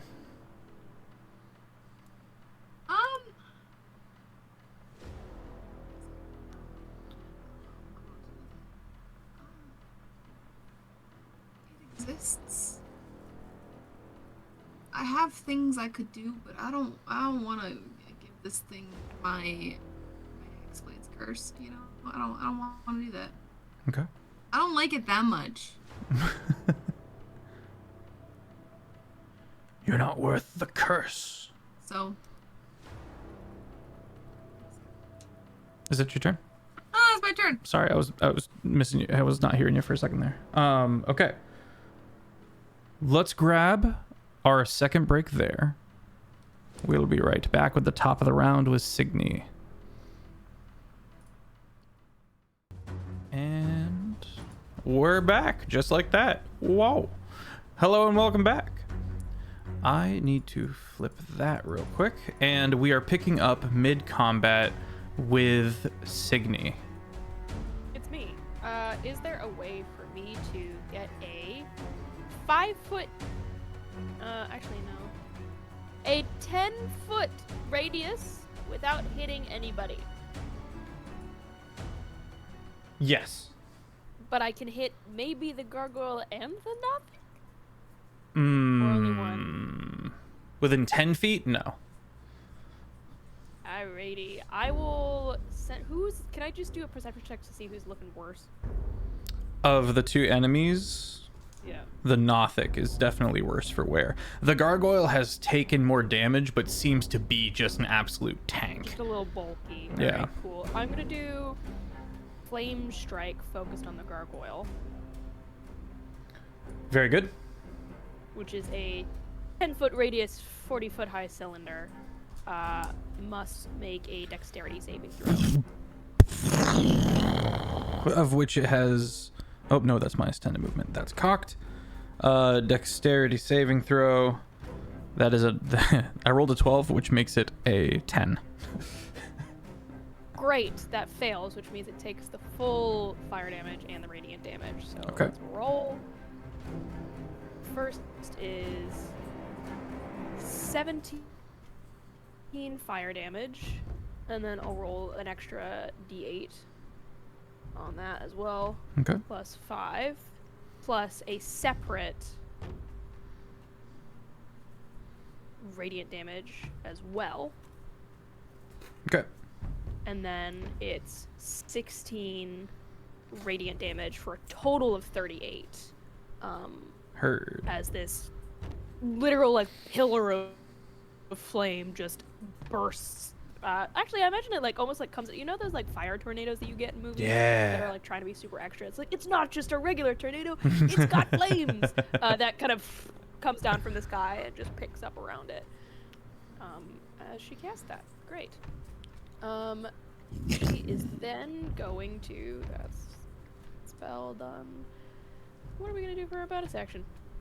Wildfire Spirit is going to do Flame Seed. I'm going to roll to hit. Hell yeah. Calcifer loads around. Dirty 20 as it goes. Let's What would go. be the equivalent of a horse, like, shotgun noise? Like a... but- exactly that. I couldn't... I'm fucking incredible. Only 5 points of fire damage as it, like, shoots off. Calcifer is very proud of himself. I'm proud of Calcifer, and I let him know that every day. Okay, is that your turn? And that's me. The Nothic slashes at Lux twice. First one is a 23 to hit. Second one is a 13 to hit. Well, the 23 just hits.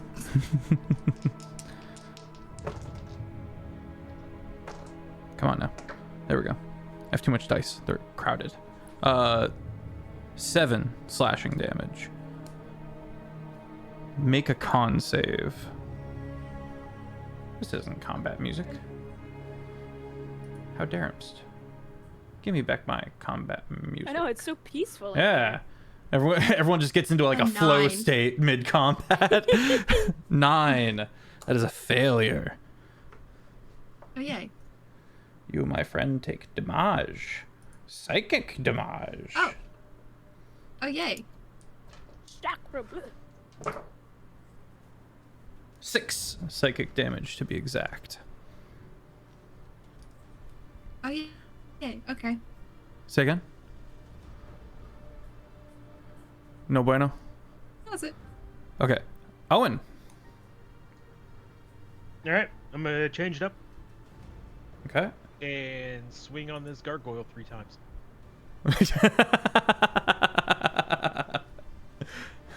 Can I ask just Peter. very quickly Mm-hmm. who I'm closest to, like in terms of my peers? Oh, you are Does make a closest to difference. Lux. Okay, am I within 5 feet of Lux? Yes. Cool.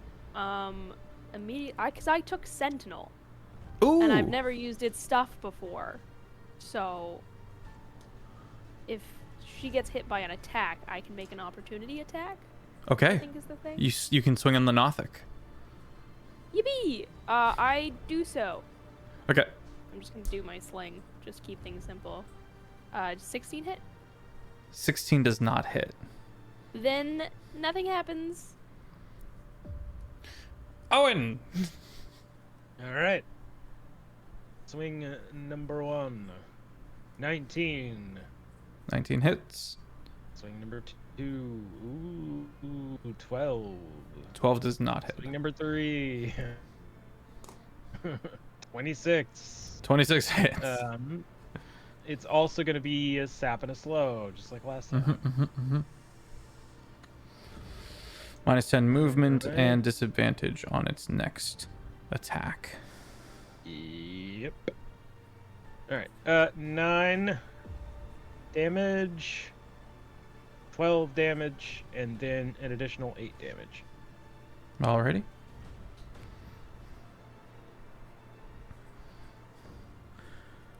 Yeah, that's it. Breaking it down, but it remains aggressive. Gargoyle.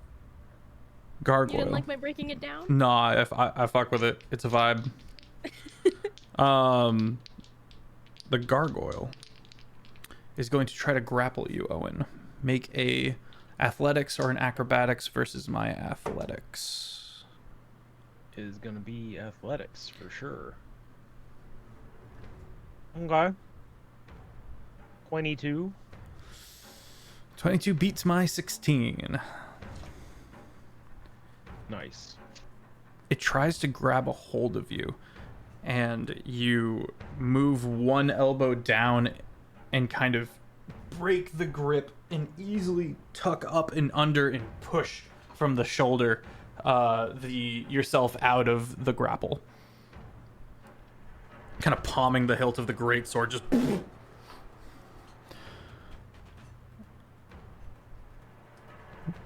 headbutt.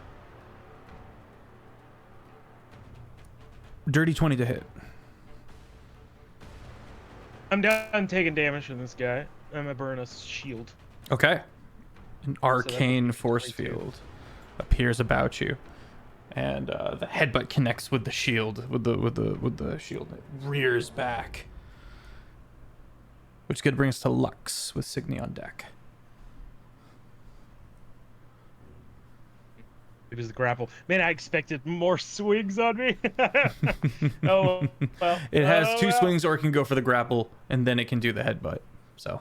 Yeah, I didn't do that math until after I expected. After its turn was over. Lux. Did the Nothic remember to get up? No, did not. Well. Well. This little trap played out quite nicely. I'm going to proceed to hit it 3 more times, and yeah, I'm still pissed that this thing won't die, so I'll probably slap a smite on there. Okay. Probably. Okay. So there's the bonus action and the action.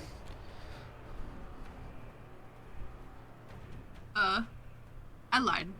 Eldritch Smite isn't a bonus action. Oh. It's just Got you. I can count. 27. 27 hits.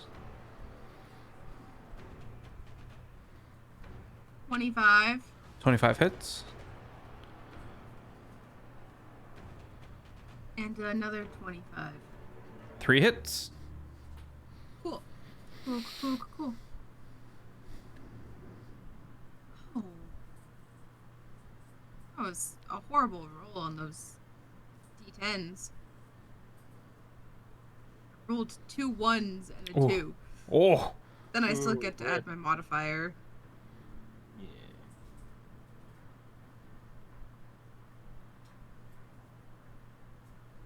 It comes up to 16. Plus my smite. 16, heard.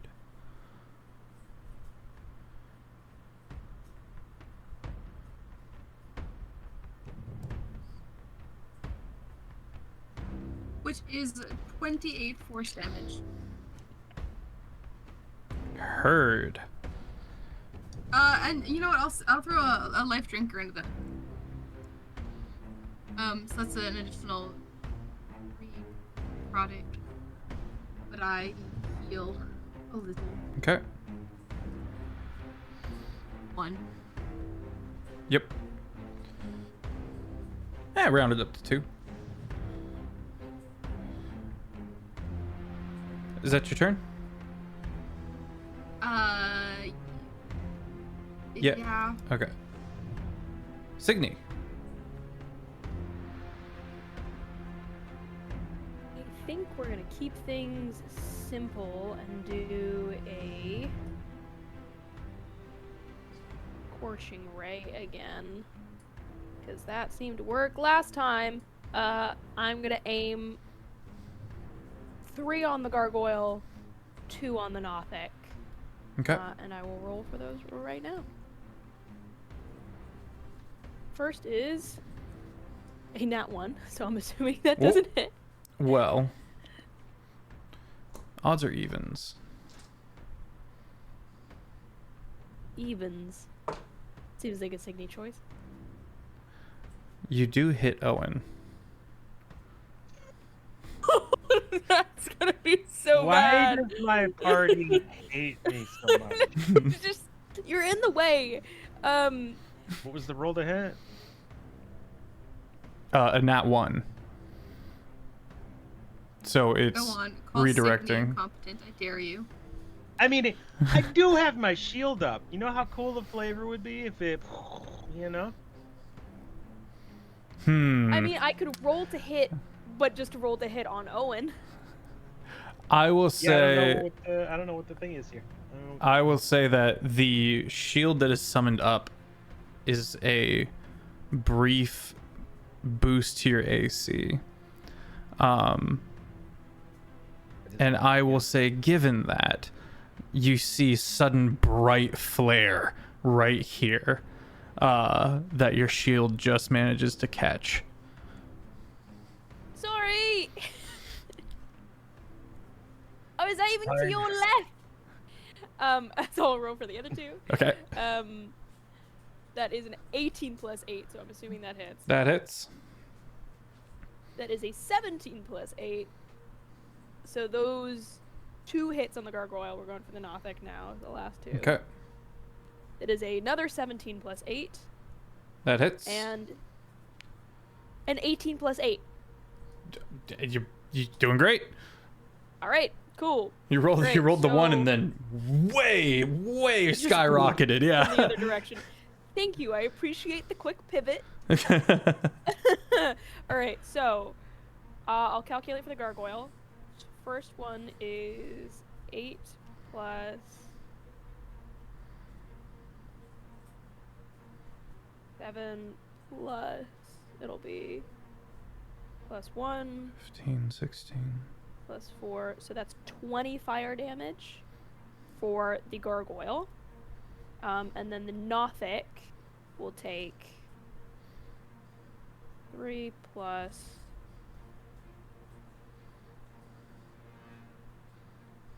8 plus 8 plus 6 for a total of 25 fire damage. 25 fire damage. You The burn Nothic. the Nothic. That was the Nothic, correct? Yeah, that was the Nothic. Okay. You burn the Nothic away, and it dies, screeching. I think maybe just for flavor, like one of like the fiery things hits and it's gone, and then like another one just comes in and makes sure it's pretty down. One for good measure, as it were. So Double tap. Then I will have and then I will have Calcifer come by my side, and we'll do fiery teleportation. So I am now easily within range of the gargoyle as well. Relatively close. I'll try and go to its like back, so it has to turn to look at me otherwise. 6 on the dex save. Okay, that's a fail, which means you will take 6 points of fire damage. And I am teleported 15 feet behind it. My goodness. Okay. So, how do you want to do this? It lined right up. All right. It's not me. It's Calcifer. So I feel like maybe just for flavor, I do that. You know that Legolas thing where he like grips the mane and like goes all the way around to the back of the horse? Yeah. That's what I want to do. I want to be able to like all the way back and grab Calcifer by the flaming mane and just like charge towards this thing and like tear it through. You barrel down on it, breaking it under molten hoof. And with that, things fall quiet.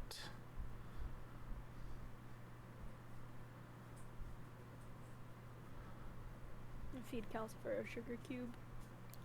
Hell yeah. Calcifer is hyped. It's a dire situation. This is terrible, but I pull out a sugar cube from my pocket. Calcifer does not fully understand the context right now of how dire and the stakes and all that.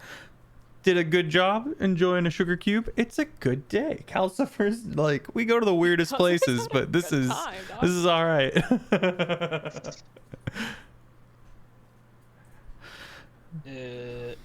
I guess Owen is gonna, once the battle's done, gonna start like kind of looking around the area, like peeking around corners, not leaving our room here, but just kind of looking for more dudes. The party does note the corpse in one of these heaps that looks druidic.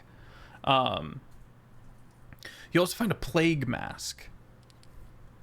As you're looking around, you do find the trapdoor is unlocked.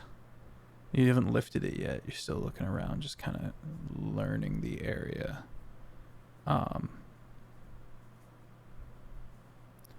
It's mostly burnt books and roughage. There's this mint smell that kind of pervades the place through the sweet, sickly smell of death.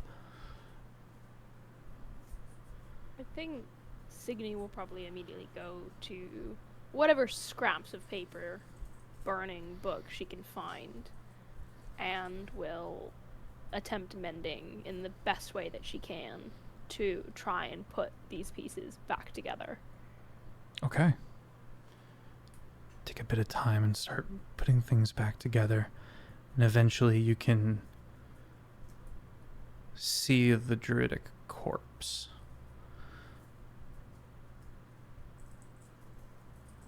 There's a stone helmet on this older woman.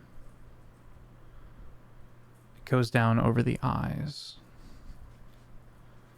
Their throat's been cut. They seem to have bled out.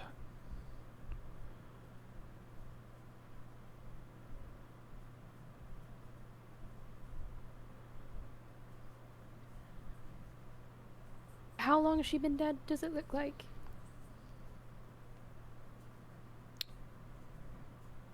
Just over a couple of days. Yeah, so there's nothing that I can do then.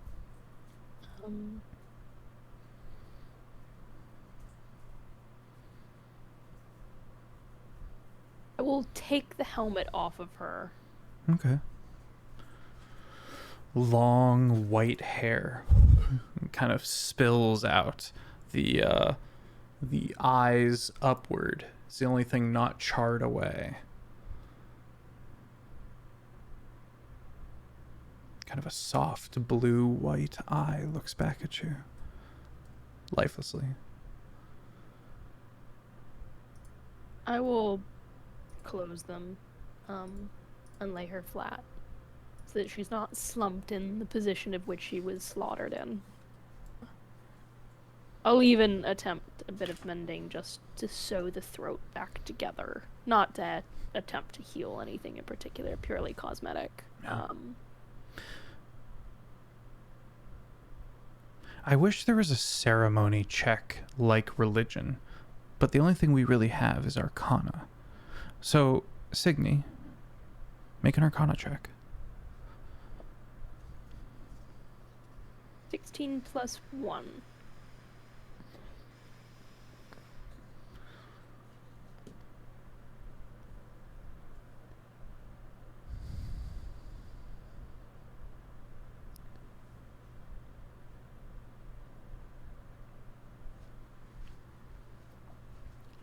The robes are not burnt, and it belies that they are a magic item of a sort. And as you put this thing to rest, the robes go from like a sooty black to a soft velvet purple. Kind of flutter in a wind that isn't there. There's plants sewn into the robes, kind of woven in between the fabric.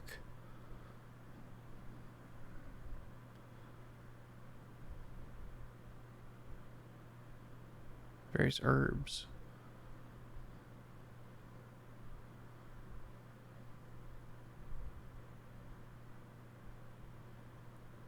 Hune kind of steps forward. If we were to take her to a church, He says with hesitation. or perhaps one of the mage colleges, we could bring her back at a significant cost.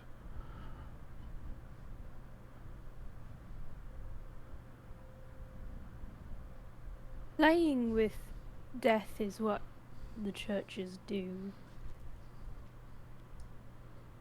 That is not our way. Dead things should rest, and I think that Cygni will touch the kind of rocky ground here and will cast plant growth.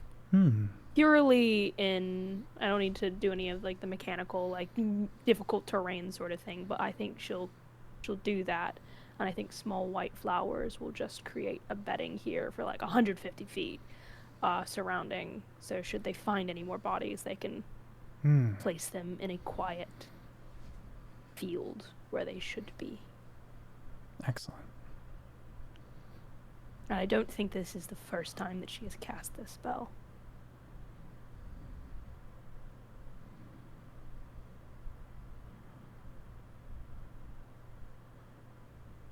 Lux. Within the rubble of the gargoyle, you find another one of these rods. Lux, before walking away from the Nothics, would spit on the body. Hell yeah.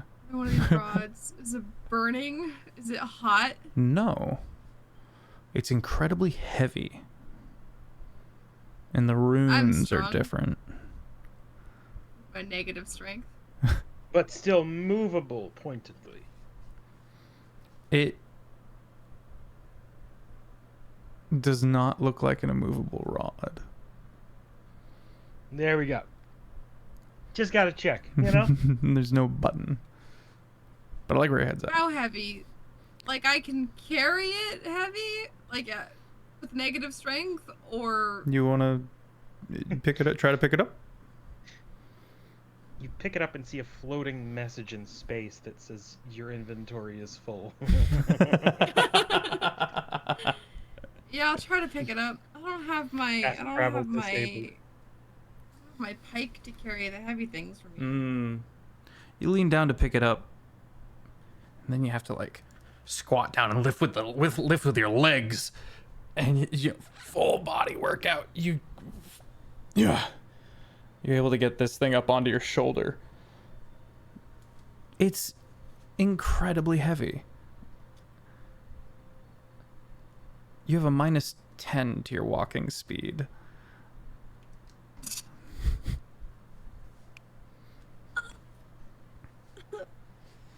No. She is going to put it down.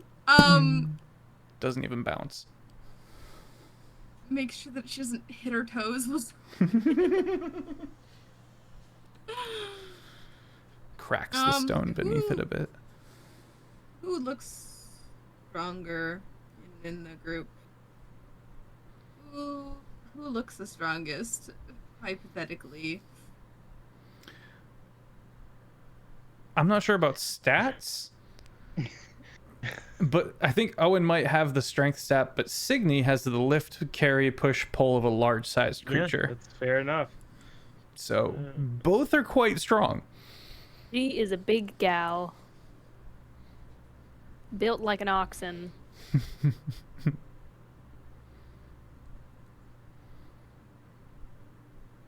Okay, well that's helpful. I'm gonna roll the dice. Odds it's Owen, even it's Cygni.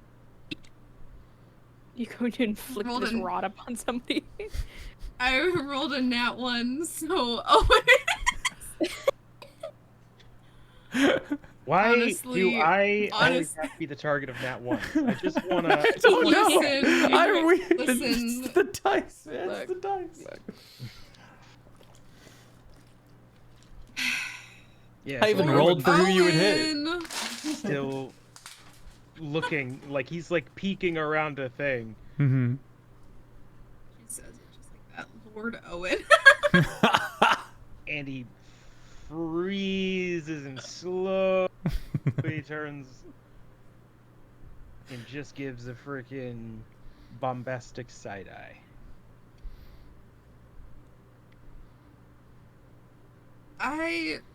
And this pains me to say it, need your help.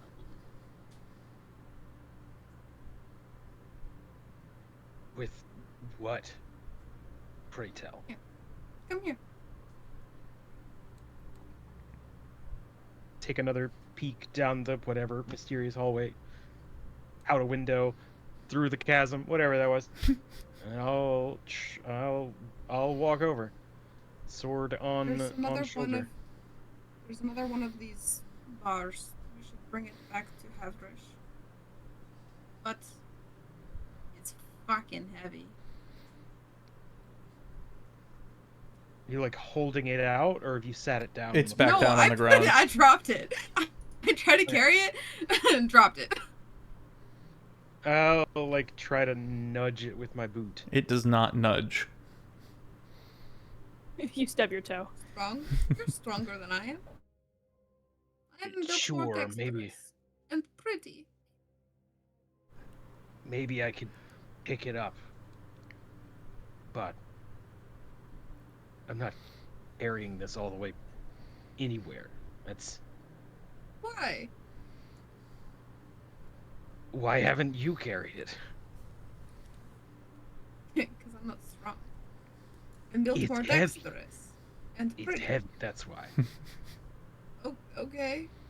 So, We need best it though. we can do is, I don't know, take a rubbing of the runes and bring that with us. Will not- It's just too heavy. We gotta travel days to get back. I miss Or And his wagon.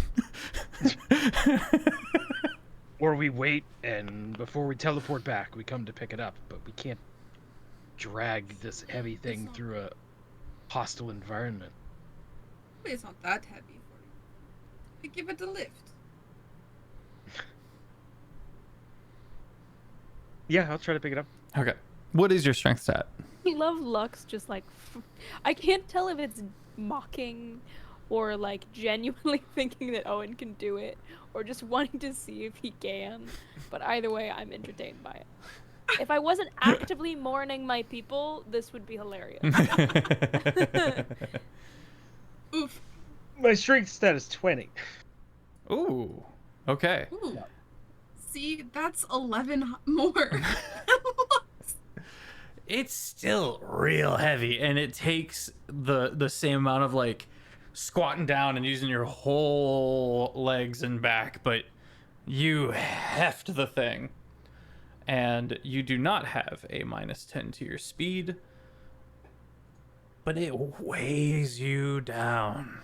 There was a time where you were having to dig trenches and set up like an encampment in the wild, and that involved cutting down some trees and digging some trenches and the like, and you have a flashback to carrying a log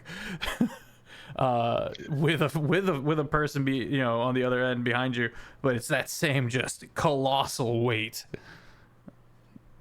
much heavier than what you would be given to think, given its appearance. I don't suppose anybody has an undisclosed bag of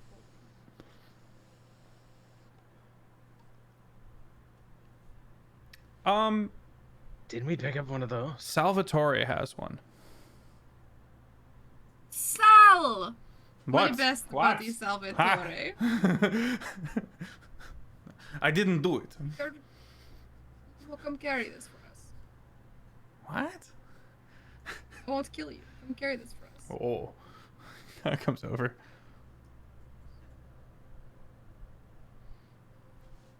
Like, lays the bag of holding out on the floor and has to, like, push it with his leg into the bag of holding. I mean, I'll lower it into the bag of holding. Oh, hell yeah. Friggin', shaking like a leaf and like, veins bulging out my neck as I like try to slowly put it in. Sal makes a point of congratulating you on being so strong and powerful. And how we're closer now for this. Then kind of grabs both the shoulders of Owen and Lux and kind of nods and has this moment of Salvatore touching Lux? Oh, maybe not, but narrates upon the for not participating in battle. both of y'all just like dodge away from it. But Owen doesn't dodge; he looks at the hand. Now that And then it's Sal. this is and then it's the bonding hand, and then it's Sal experience. again. This is good. Now that the rod is successfully in our contents to bring back, Lux is just gonna turn to Owen and go, "Thank you for your service, soldier," and walk away.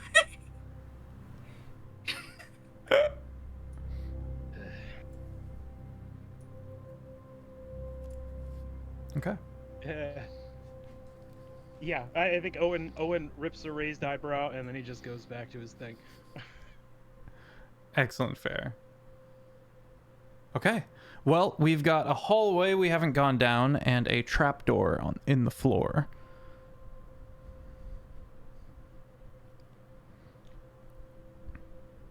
I'm pro trapdoor, personally. I think that sounds like it will be totally fine. I say hallway first. Okay, hallway first, then trapdoor. Cygni sat. Okay. Narrow hallway. What's the marching order? I mean, Cygni would probably go first. yeah, the urgency is down, so I mean, Owen will be in frontish. So That puts you in the early middle on. with Lux watching the six as the three of you move down this hallway. This is a hallway adorned out of a natural formed or maybe an arcanely hewn trench in the ground. So it gets kind of naturally narrower in places. In Cygni, at one point, you have to kind of stand sideways. And as you squeeze through the hall and you step into the next room. It's starting to slope downward into underground territory.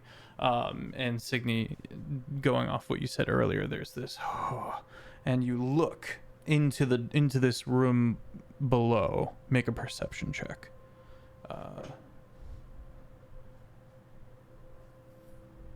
Nat one. Nat one. Owen, make a perception check at disadvantage as you're trying to see around Cygni. What? It's a narrow hallway. Cygni is tall. Cygni big. I'm a big gal. Oh, well, that's going to be it at 4. I literally can't roll lower than that. The room is in shaden. It is dark and you cannot pierce it. You can see just the bit of room where the light pours in. The stone turns to a dirt. You see little tufts of charred grass.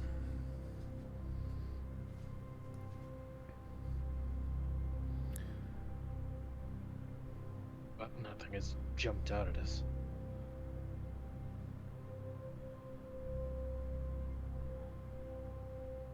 I don't sense any danger.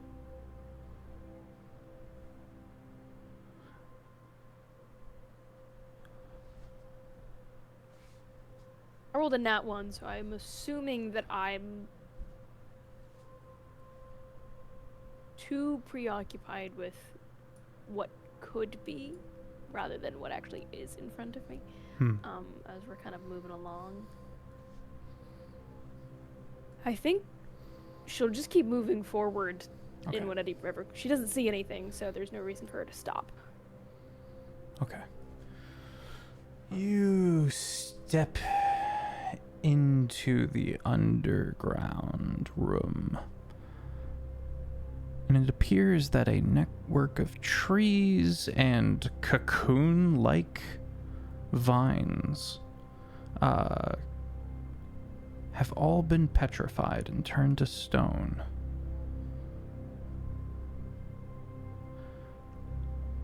It's all underground, so likely this was a druidically enhanced growth. But you can see within the trunk of one tree, it kind of folds and dents inward to form a chair, and these petrified cocoons, like hammocks, in different places of the room.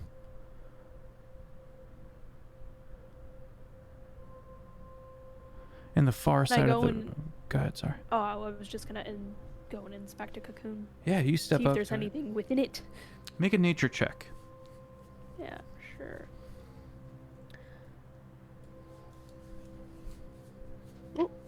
And it's gone. Hey, check your bingo boards. That is a 10 plus 5. 15. 10 plus 5 for a 15.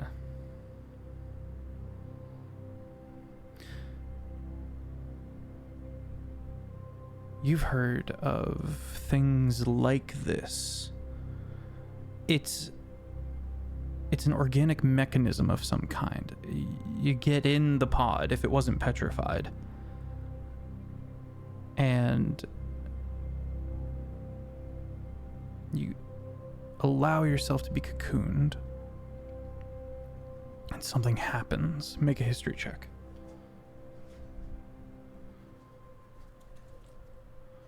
It's a 19 plus 1. Okay, you've heard of one other before. To the north. A similar cocoon that is capable of sifting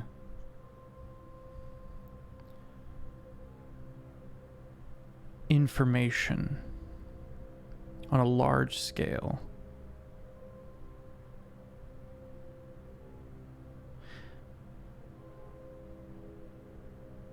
This is a powerful relic that was likely used for the maintaining of memory and the storage of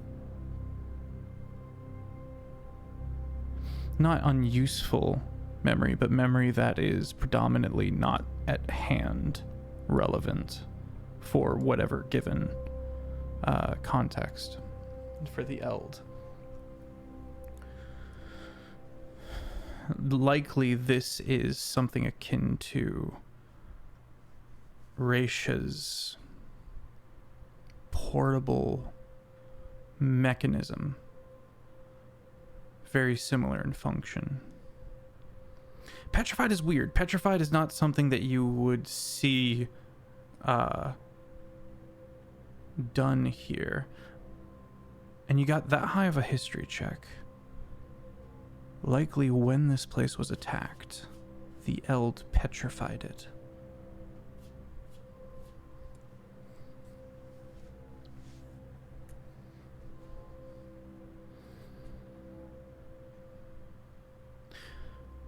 On the far end of the room, past the chairs and cocoons, you see a shallow fountain. The one that Raisha used to teleport away.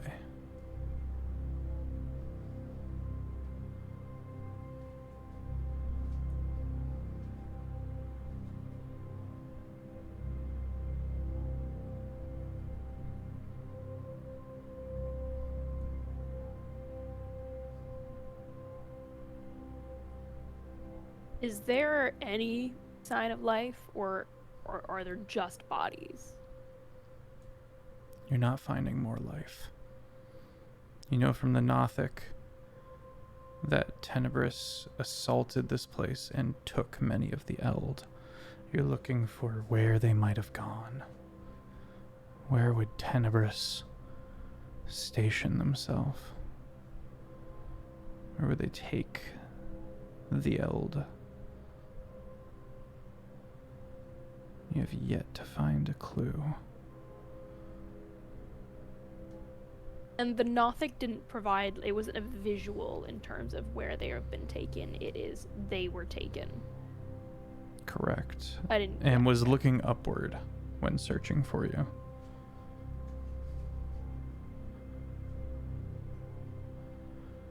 Make a perception check.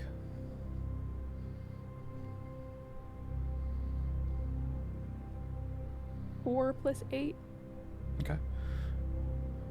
With a 12, you take a moment to step out and look up the cliff sides. You see no caves. You see no stairs.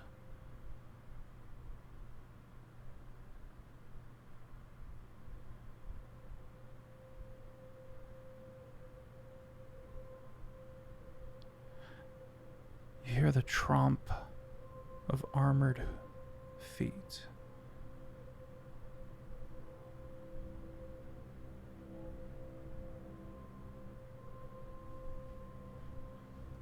Many armored feet from the direction you came in.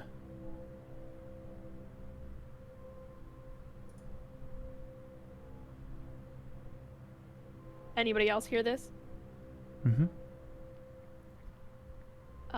I think I'd immediately try and find a gentle place to hide so we're not the first people seen.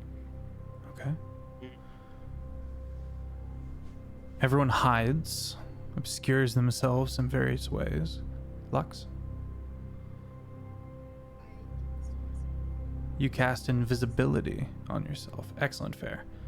We lost you again, volume-wise. Sorry. Okay.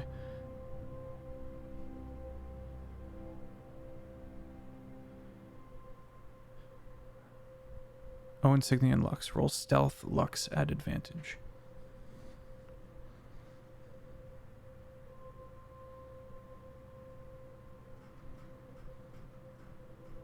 Mm. 12? 23.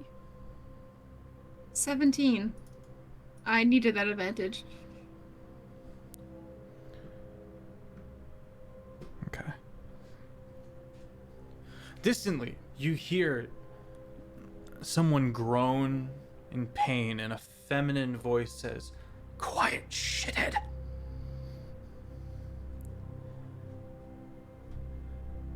Spread out. All right, traitor. You hear another "Ugh." Lead the way. You hear someone being pushed along. Soldiers.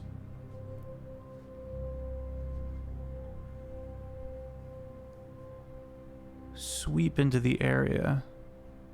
Row it, soldiers.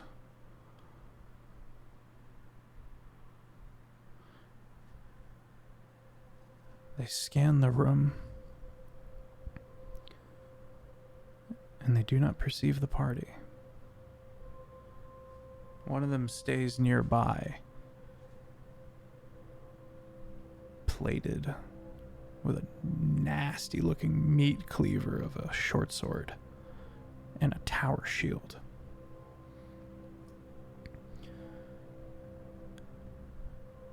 Everyone make perception checks for me.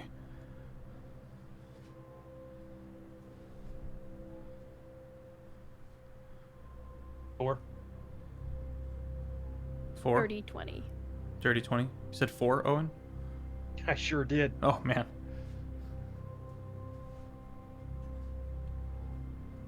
Hiding spot too good. Can't see. 14. 14. Okay.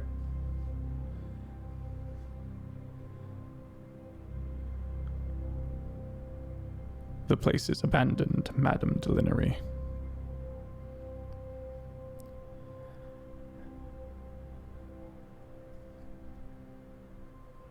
You've done a bad thing.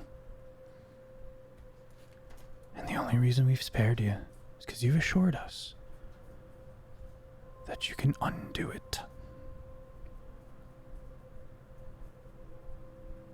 Show me.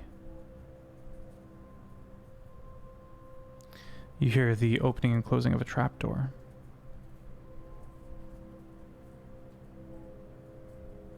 And then silence.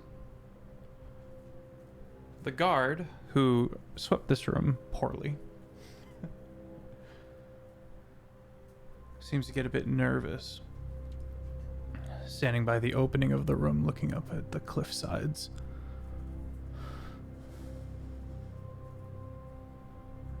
Looking after the direction of the voices that have faded, and starts walking away towards the direction of everyone else, and towards the direction of the rest of his party,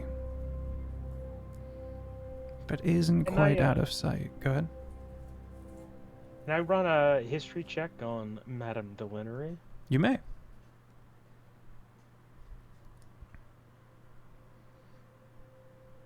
There it is. 20. 20. Madeline Delinnery of House Delinnery. A cruel woman, but reportedly, I wouldn't say altruistic, but ruthless and just. The Delinnery house has allegiance to House Rowett, but has fallen to infighting. And the non-corrupt side of the house seems to have taken control under Madeline Delinnery's close family.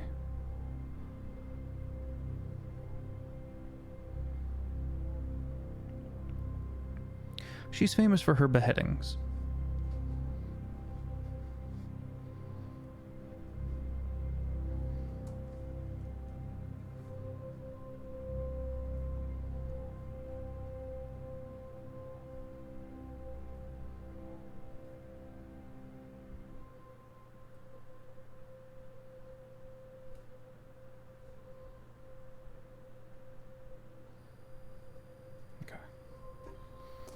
Is old dude, like, still in easy earshot?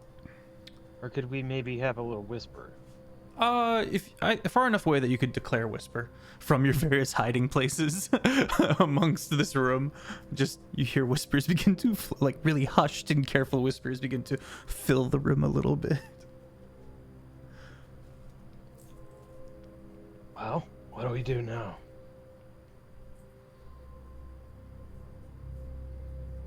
We could either make ourselves known or be prepared to fight. Do these look like the kind of folks that we should befriend, or the kind of folks that we should maybe sharpen our blades?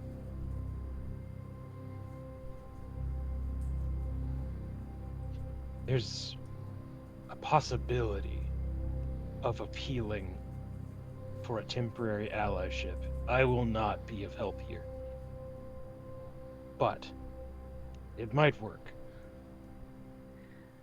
We might also just be too much of a nuisance and dealt with with hostility anyway. Well, we could try. If they seem like they're here to counteract the deeds that have happened, then perhaps we have some common ground. Yeah, I think you may be our best asset here as a fellow druid. Yeah, but I'm not exactly good at walking, am I? Charisma being my fucking dumb stat here. But I can give it a go. I think that's fine. We're not really trying to convince them of anything difficult other than we're not hostile. And even that may be a bit of a trickery, considering we're hiding in the shadows. I would like... Is there anyone within... Let me get the exact distance for my fun stuff. 60 feet of me. That is, not us. Yes. Just on the edge of of the threshold is the guard that has kind of roamed a bit farther away. The Rowit soldier. I will use my telepath feat. Okay. And say, hello, friend or foe?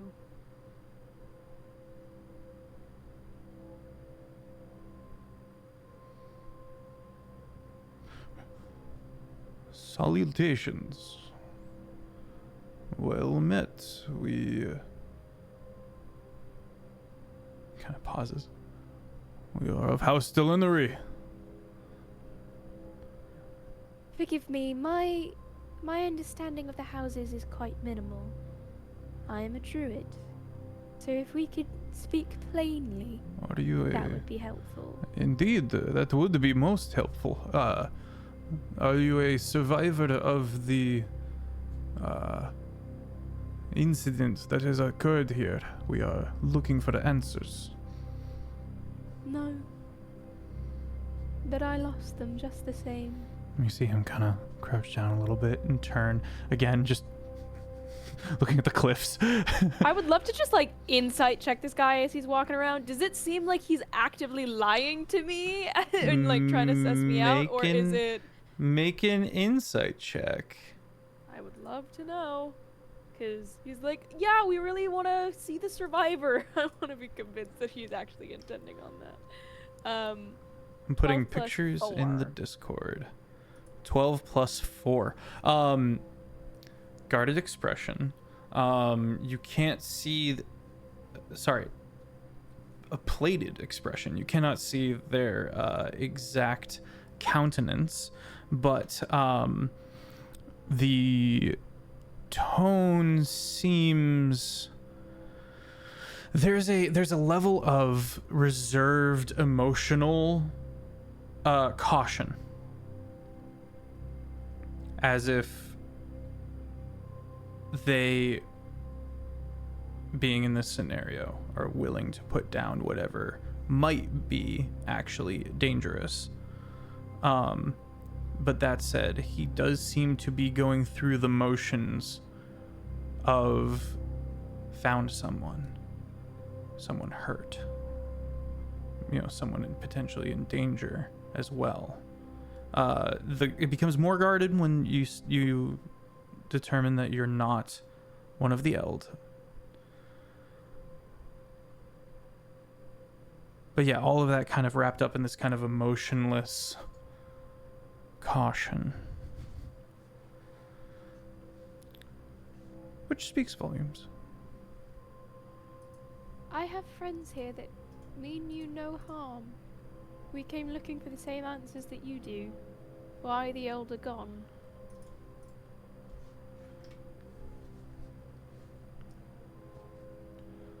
I would very much like to meet them. Alright. I'll come first. Just don't freak out, okay? And I'm going to take the first step, come out from the shadows alone, and just immediately put my hands up. This, like, fucking huge creature comes out of visibly nowhere. Just, like, turns back around towards the shadowy door, sees you, and just... Hello? Wilmette. He kind of takes the spear and the shield kind of lowers a bit. He doesn't come closer. Hatchet stays down by his side. And goes, "Are you injured at all?" And he's gonna take his faceplate and put it up. And you can see a older face with that same caution, but now you can see a level of concern.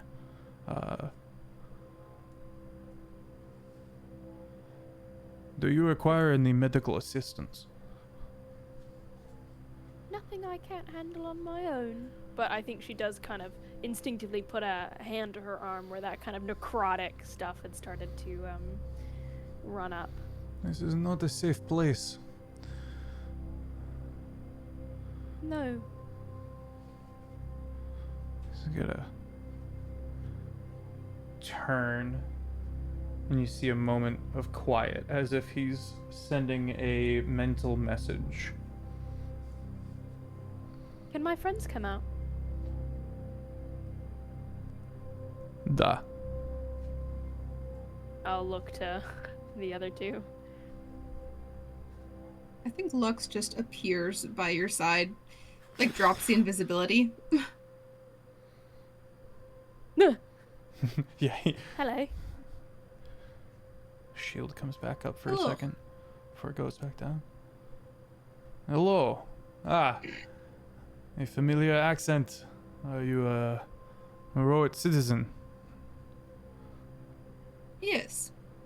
Roll deception.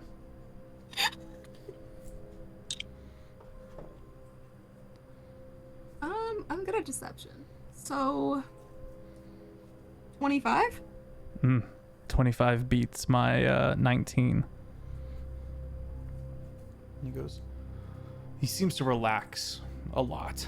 And he goes, and he kind of hangs his butcher knife of a sword, and then begins to approach.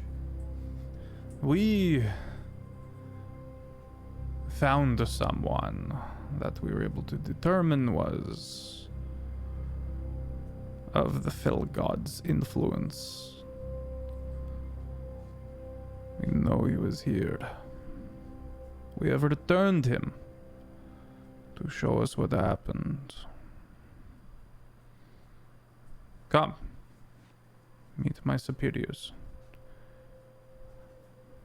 I'm a step out, Okay. but I am checking to make sure my billowy, smoky cloak is hiding my armor well enough. Yeah.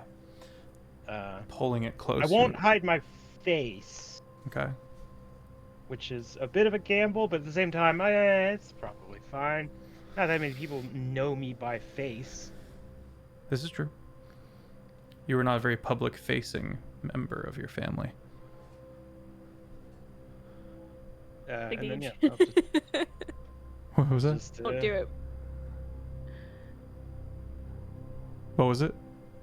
Oh, I was just thinking about Cygni would have absolutely zero knowledge of the importance of your name, and therefore would have the urge to just introduce everybody by their full fucking names. She won't because they're busy, but I like that idea nonetheless. I'm Lux. That's Bob. Cygni. Conveniently, the only name changed is It's only me. Cygni needs to Owen. be told when she needs to be sneaky. I am Ruthar. Come, meet my commander. He's going to turn and walk, keeping, a look over his shoulder every now and then as he kind of goes back through that kind of wedged pathway. More soldiers, alert and already kind of turned in the direction of the party, relax as Ruthford kind of puts a hand down. We have benevolent citizens trying to assist in their own way for the people.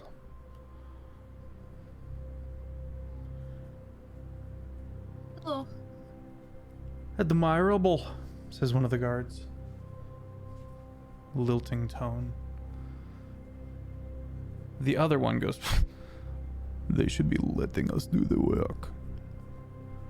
They should be getting on with their lives. And this one kind of seems to study the three of you.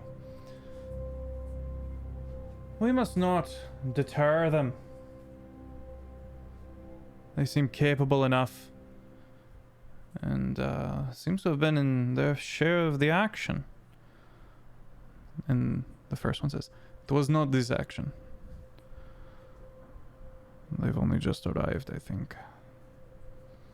Where did our lady go? The two look at the trapdoor.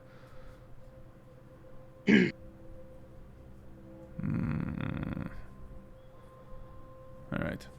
Come. And he descends. Follow in suit. Yep. Okay.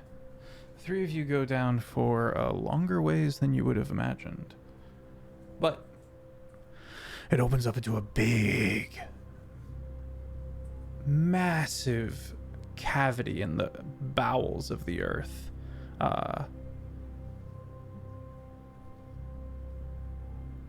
Maybe upwards of 500 feet around. And you can see roots through the stone, all dangling down to give this place a smaller roof than it truly has.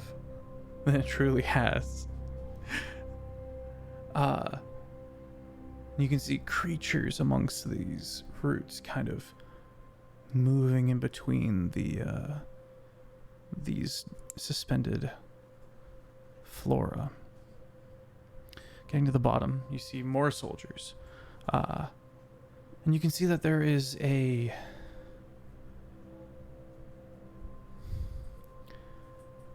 smaller stone structure within this cavern. I say smaller because the cavern's so big, but it's, maybe the size of a Walmart. And I'm sorry. Modern reference. That's your Wild crazy- analogy. What a gem! Are we talking a super Walmart, or are we talking like a green? What are we grocery working with, dog? Walmart? Like one of those neighborhood You doing- Walmarts. One of those like almost a real Walmart. Doing old school Walmart before super was ever Yeah. there? And here you can see the most carnage. Standing before the closed door of this smaller threw me off. Within the smaller structure within the cavity. You can see Lady Madeline Delinery finger pointing into the chest of this handless individual that is bound. And as you get closer, I was not aware that this was an option. The deal was your life for answers. open this door. And as the individual hesitates, she nods, and one of the guards takes their knee and puts it right into the lower gut of the handless individual that doubles over. And the two other guards come up and just start kicking him. Just start kicking his shit in. Stand him up.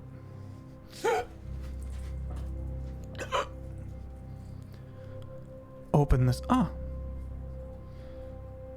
Her hand kind of goes up for the great sword on her back, and then hand comes back down. Rothfuss salutes. We have found adventurers looking in on these druids. Oh, she's going to kind of walk towards the party. Black plate mail with a high collar, no helmet, blonde hair, white cloth across the armor, and just bright red eyes. Soul-piercing eyes, kind of peeking out over the high kind of collar of the plate mail, so you can see kind of just the top of her nose and her eyes. As she steps up, Cygni, she's almost your height, as she tromps across and kind of goes And up a little straighter. yeah, tromps across and goes, I'd say well met, but those are for times of peace, and these are not peaceful times. Who are you?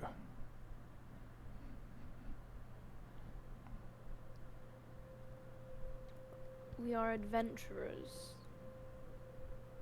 Taking a look at the Eld. We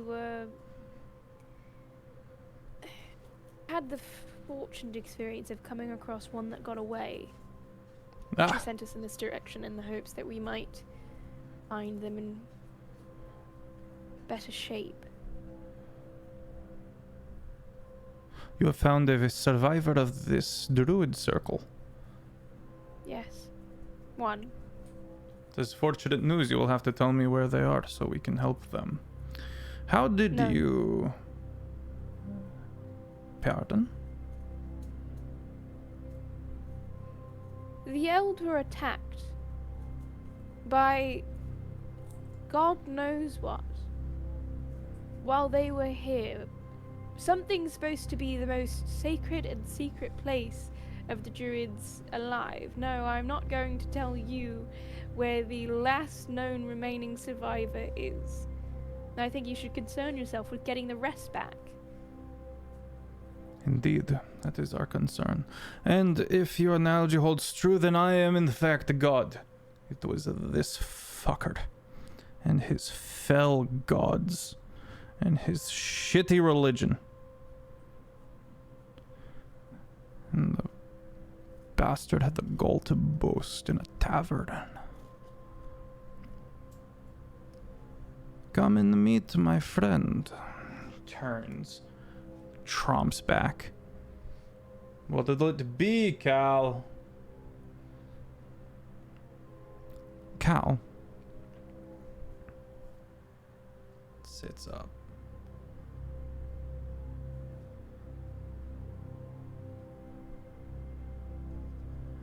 You need to give it a memory.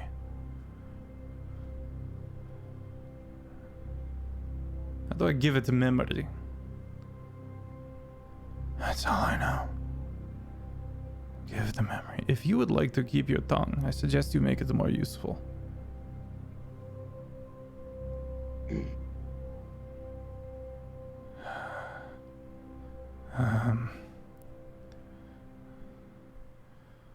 gonna rack his brains.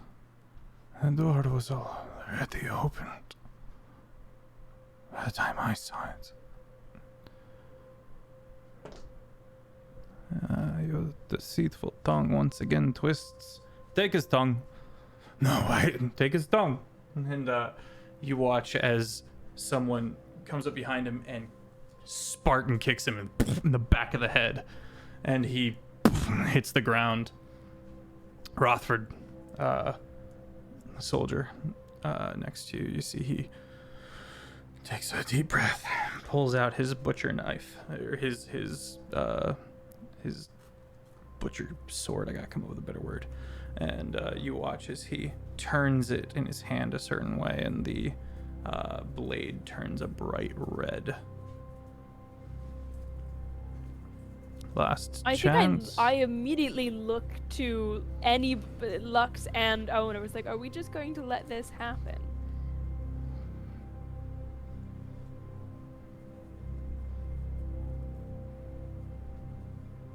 Owen looks pained, but isn't speaking up here. I think Lux is almost reliving losing her own tongue. So it's just kind of letting it happen. Cygni will say something as he twists this blade in his hand as it goes this fiery red.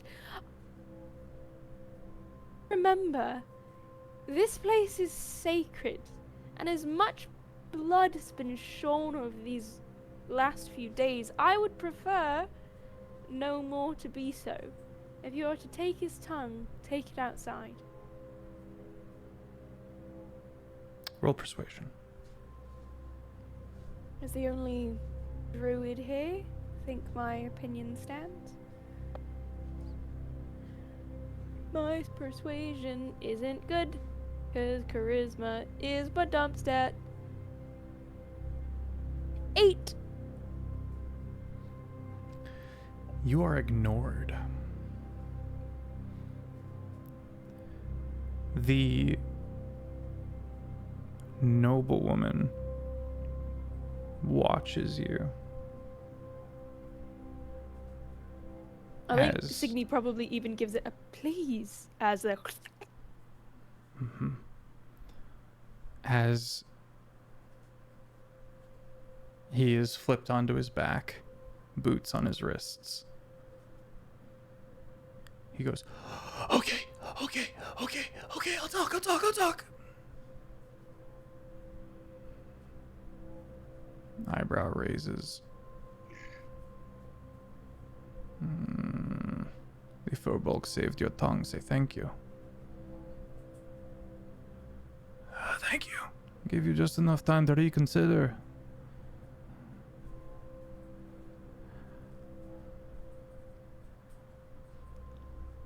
He whispers an incantation.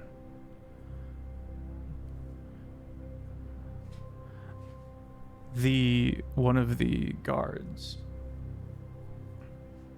writes it down, steps up to the door, and repeats it. The door gently begins to hum.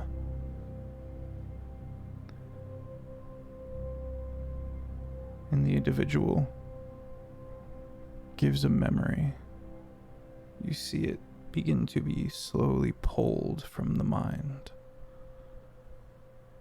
And then that individual falls lifelessly to the ground. And the cleric begins to howl with laughter.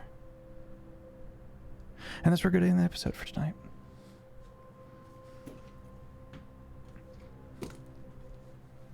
Even as they take his tongue.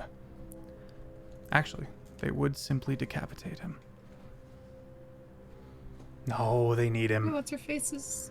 Yeah, they need him. They take his tongue.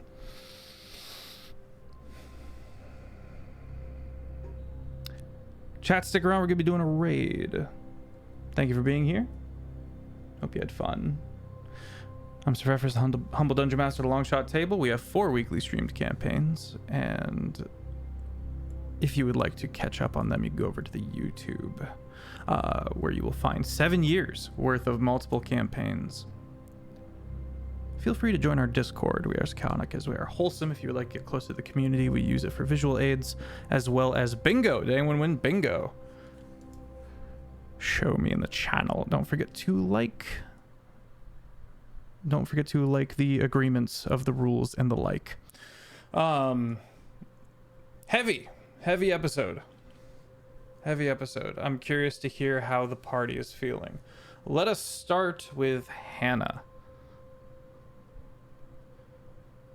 Hello, my name is Hannah Harper. I also know as Hannah Plays D&D everywhere on the internet, and I have been Cygni. Casually doing cool stuff over on the internet, and Cygni is feeling pretty defeated. I think she's really tired of everything she cares about being burned and slaughtered and ignored, and I think she may be on a bit of a villain path in future. We'll see how next session shakes out as she actually concludes whether or not her people are really dead and who exactly is to pay. And I will say this, they did take him out to take his tongue. They did drag him away as he cackled and howled, spitting and frothing. Don't like him very much, and if I have to take his head, then I shall. But that will be next time. I'm going to throw it over to Jet. Yo, what up? I'm Jet, or Pingu, also known as Cos.Pingu across the interwebs. That's TikTok, Twitter, Twitch, Instagram. I exist. You can find me here on Thursdays playing as Lux, and you can find me on Tuesdays over on Tales Guild for Tales of Aegis, playing as my Stargirl Astra. Lux is PTS to the D'ing, you know? It's fine. And is enjoying making fun of Owen. Bullying Owen. We'll see how that goes. Yeah. Jared.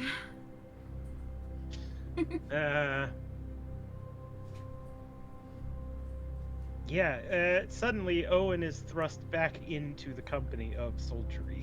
Even if it's not his side. There's a commanding officer who's doing things he doesn't like. Yep. Fellow soldiers who, are just doing as ordered without any pushback.